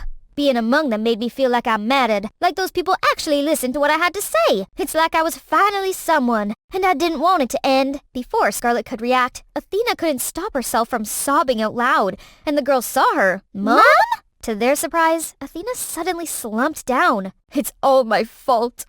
I led you two down this path. Never have Scarlett seen Athena like this, and neither did Naomi. Where had the icy, tyrant woman gone? Naomi, you have to stop before it's too late. It will eat you up and swallow you whole. Sorry, Mom, but if you're really my mother, you shouldn't have stopped me when you refused to help me. You could have just let me do whatever I wanted, and I could have figured it out the hard way myself. And from now on, I want to be free from you. I want people to know me as me, Naomi, not your sister. We belong in different worlds. Naomi, I can't even recognize you anymore. Naomi didn't say a thing and was gonna leave, but police officers immediately seized her. Just let her go. Then Scarlett and Athena returned to the suspects' lineup and saw that Finn was still there with an anxious look on his face. Scarlett, where have you been? You okay? Scarlett couldn't hold her anger any longer and screamed at the lineup. See how you've ruined our lives? Happy now? You carelessly threw around that bone-crushing, hateful language just for fun and never paid those on the other end any mind. Now you'll face my wrath. You're Athena Kingsley of Elite Talent Management, aren't you? Why you... Oh, yeah, I am, my mother. Come again? Yeah, she's my mother. Don't act so surprised. Mom, this is Finn, my agency's creative director. I'll go with her. Get home safe, okay? Wait here. I'll get the car. While waiting for Scarlett, Athena and Finn had a little chat. It's a pleasure to meet the famous Ms. Kingsley. I've heard great things about you. Oh, you've made quite a name for yourself as well, Mr. Finn Simpson. Well, that would be exaggerating. I see the way you look at Scarlett. I can tell there's something bubbling under it. She might look like a tough cookie, but she's my sweet, sensitive girl. Treat her well, or I'll crush you into a fine powder and scatter it on Mount Oblivion. You hear me? Yes, loud and clear. And Naomi, that girl's quite a handful, isn't she? Since she's under your management as well, keep an eye on her for me, would you? Yes, ma'am. Can't forget that. Right then, Scarlett halted the car in front of them. Mom, let's go. Finn, you're still here? Well, I'll see you again soon. Bye. Scarlett and her mum didn't say a word the whole way. Perhaps they were both exhausted from today's crazy mess. If it were me, I would just lie down and sleep it off like a log till morning. Unexpectedly, Athena blurted out, Scarlett, could you take me to your dad now? Why so sudden? 'Cause I was still mad and didn't want to see his face. No, the truth is, I'm a coward who wouldn't dare face him. Until today do I have the guts. They drove to her father's hospital room to find him sleeping peacefully. Let me wake him up. It's all right. Let him sleep. Then Scarlet went out to give them some privacy. Remember me? It's been a hot minute, hasn't it? How come we only met again when you can't hear a word I say, let alone answer? I know you're still mad at me, and I was mad at you too, but I've learned to live with it. And seeing how well you raised our babies made me feel much more at ease. I've done nothing to help them all these years, yet they turned on each other all because of me. I promise I'll make things right. Trust me, and please, forgive me. Then Athena left right away, but little did she know, her voice did reach him. If anything happens, call me right this instant, okay? Right after their goodbye, Scarlet received a text message from Finn. Wanna go for a walk? This is the first time I've been to the beach at night. I love how serene it is. How did you find such a cool place? There's so much you don't know about me. Then they sat down for a heart-to-heart talk. The gentle breeze and the sound of waves soothed their jaded souls. Things do be crazy, right? Kind of, but you've been so strong. I'm sorry for dragging you into this, and thank you for staying by my side. It's been a while since I felt this calm. And so long since I saw your carefree smile. By the way, I just saw the news about an influencer contest, which sounds interesting. Isn't it American Influencer? Yeah, I was about to tell you too. Want to sign up? Do you think I can win? Of course I do. You're good at everything you do, especially messing with me. I mean, my thoughts. Okay, then where shall I begin? My looks, retake a soft skill course, and... Enough about work, okay? Scarlet was taken aback, then went with the flow. They gave each other the sweetest kiss ever. The golden moonlight shining on the shimmering sea made the night even more romantic. Okay, guys, you've seen enough movies to know what's happening. Shall we talk about Naomi a bit? After the incident at the police station, she had a mental breakdown for a week straight and isolated herself from the rest. She lived like a zombie in her own apocalypse till one day. I've dwelled in misery long enough. This calls for a rebirth. Let the best version of me be born. And so she entered her transformation era, invigorated and ready. She even chopped off her long hair and went through minor plastic surgery to add some highlights to her face. I got the sort of perfect looks down. Nothing will stand in my way of success. Wow, gotta admit, she's kinda rocking this cool new look. Reminds me of my wrecking ball era. During this time, Naomi still replied to her mom and Scarlet's messages, but meeting up was still a no-no. The only one she saw regularly was her dad, to whom she could pour out all her thoughts. I'm much better now. You don't have to come so often anymore. This much back and forth is gonna wear you out. It's what I wanna do. Anyway, I'll be a bit busy this time around, so I actually can't see you as much. Please rest up so you can come home and celebrate my accomplishments. All right, you betcha. Better get going then. Don't make them wait. As soon as Naomi left, Mr. Spencer's smile disappeared. His expression was of pure agony. Maybe he's not doing as well as we thought.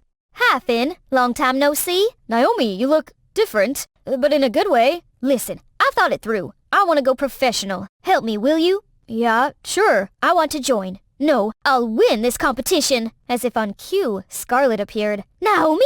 Oh, Scarlet, perfect timing. Naomi, featuring her brand new appearance, is back. Do you know how worried I am? Come on, she must have her own reason. Truce? By the way, Scarlet, have you decided on the influencer contest? Naomi is in it too. The stage is all yours, ladies. She's joining too? No, two sisters competing against each other in the same competition at this time is like kicking off the Third World War. No thanks, I'm not interested anymore. Losing interest all of a sudden? I want to compete fair and square with you. So put away that patronizing attitude. I don't need it. No, I don't. I just... Fine, watch me. Come on, relax. You both win, okay? Scarlet and Naomi exchanged sulky looks, but can't hold it for long before bursting out laughing for no reason. Come to think of it, Naomi is very much like your mom, full of determination and ambition. Yeah, I took after Dad and got the easygoing gene. I guess that happens to every sibling duo. True to her words, Scarlet followed a laid-back lifestyle, which drew lots of fans to her. Now, this is not just a job, but also a passion of hers, sharing good tips and spreading positive energy to everyone. Meanwhile, Naomi was hard at work to be ready for the competition. She tried to grow in every aspect, and pushed herself hard in the gym. She also read tons of books, and joined courses to enhance every skill she thought might be necessary. 24 hours a day didn't seem enough. There were days when she worked her butt off till bedtime, and she simply let her body crawl into deep sleep without changing into her PJs or doing her nighttime skincare routine. Still, Athena and Scarlet always kept a worried eye on Naomi. Naomi, we can help! I'm sorry, but I need to focus. I'm so sorry. I want to make you proud, and I can't afford any distraction. When Scarlet told Finn, he said he'd handle this. Since then, Finn spent more time with Naomi and her advisor, and they became close. Scarlet saw how Naomi brightened up, but couldn't help but feel uneasy. Of course she'd feel that way. Finn's spending less time with her. Scarlet, wake up. Now is not the time for this nonsense. I feel you, girl. There's something I hadn't told you. After that night's big kiss, Finn professed his love, and they became an item. Yay! The competition finally commenced. Scarlet, Athena, and Finn were in the audience awaiting Naomi's performance. Out of the blue, Scarlet got a call from her dad's personal nurse. Scarlet, your dad's condition is getting real bad. You'd better get here now. Should we tell Naomi about this? Of course we should. Yes, you'll regret not telling her. Right then, the host announced it's Naomi's turn. Scarlet immediately ran up and dragged Naomi backstage. Naomi, we have to go. It's Dad. He's getting worse, I'm afraid. What? Dad? I just saw him a few days ago and he was fine. Why now? I don't know.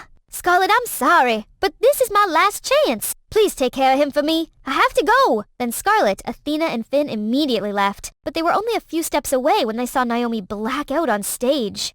At the same time, Mr. Spencer was also fighting his own battle. His prognosis was bad. We're sorry. We've tried our best. No!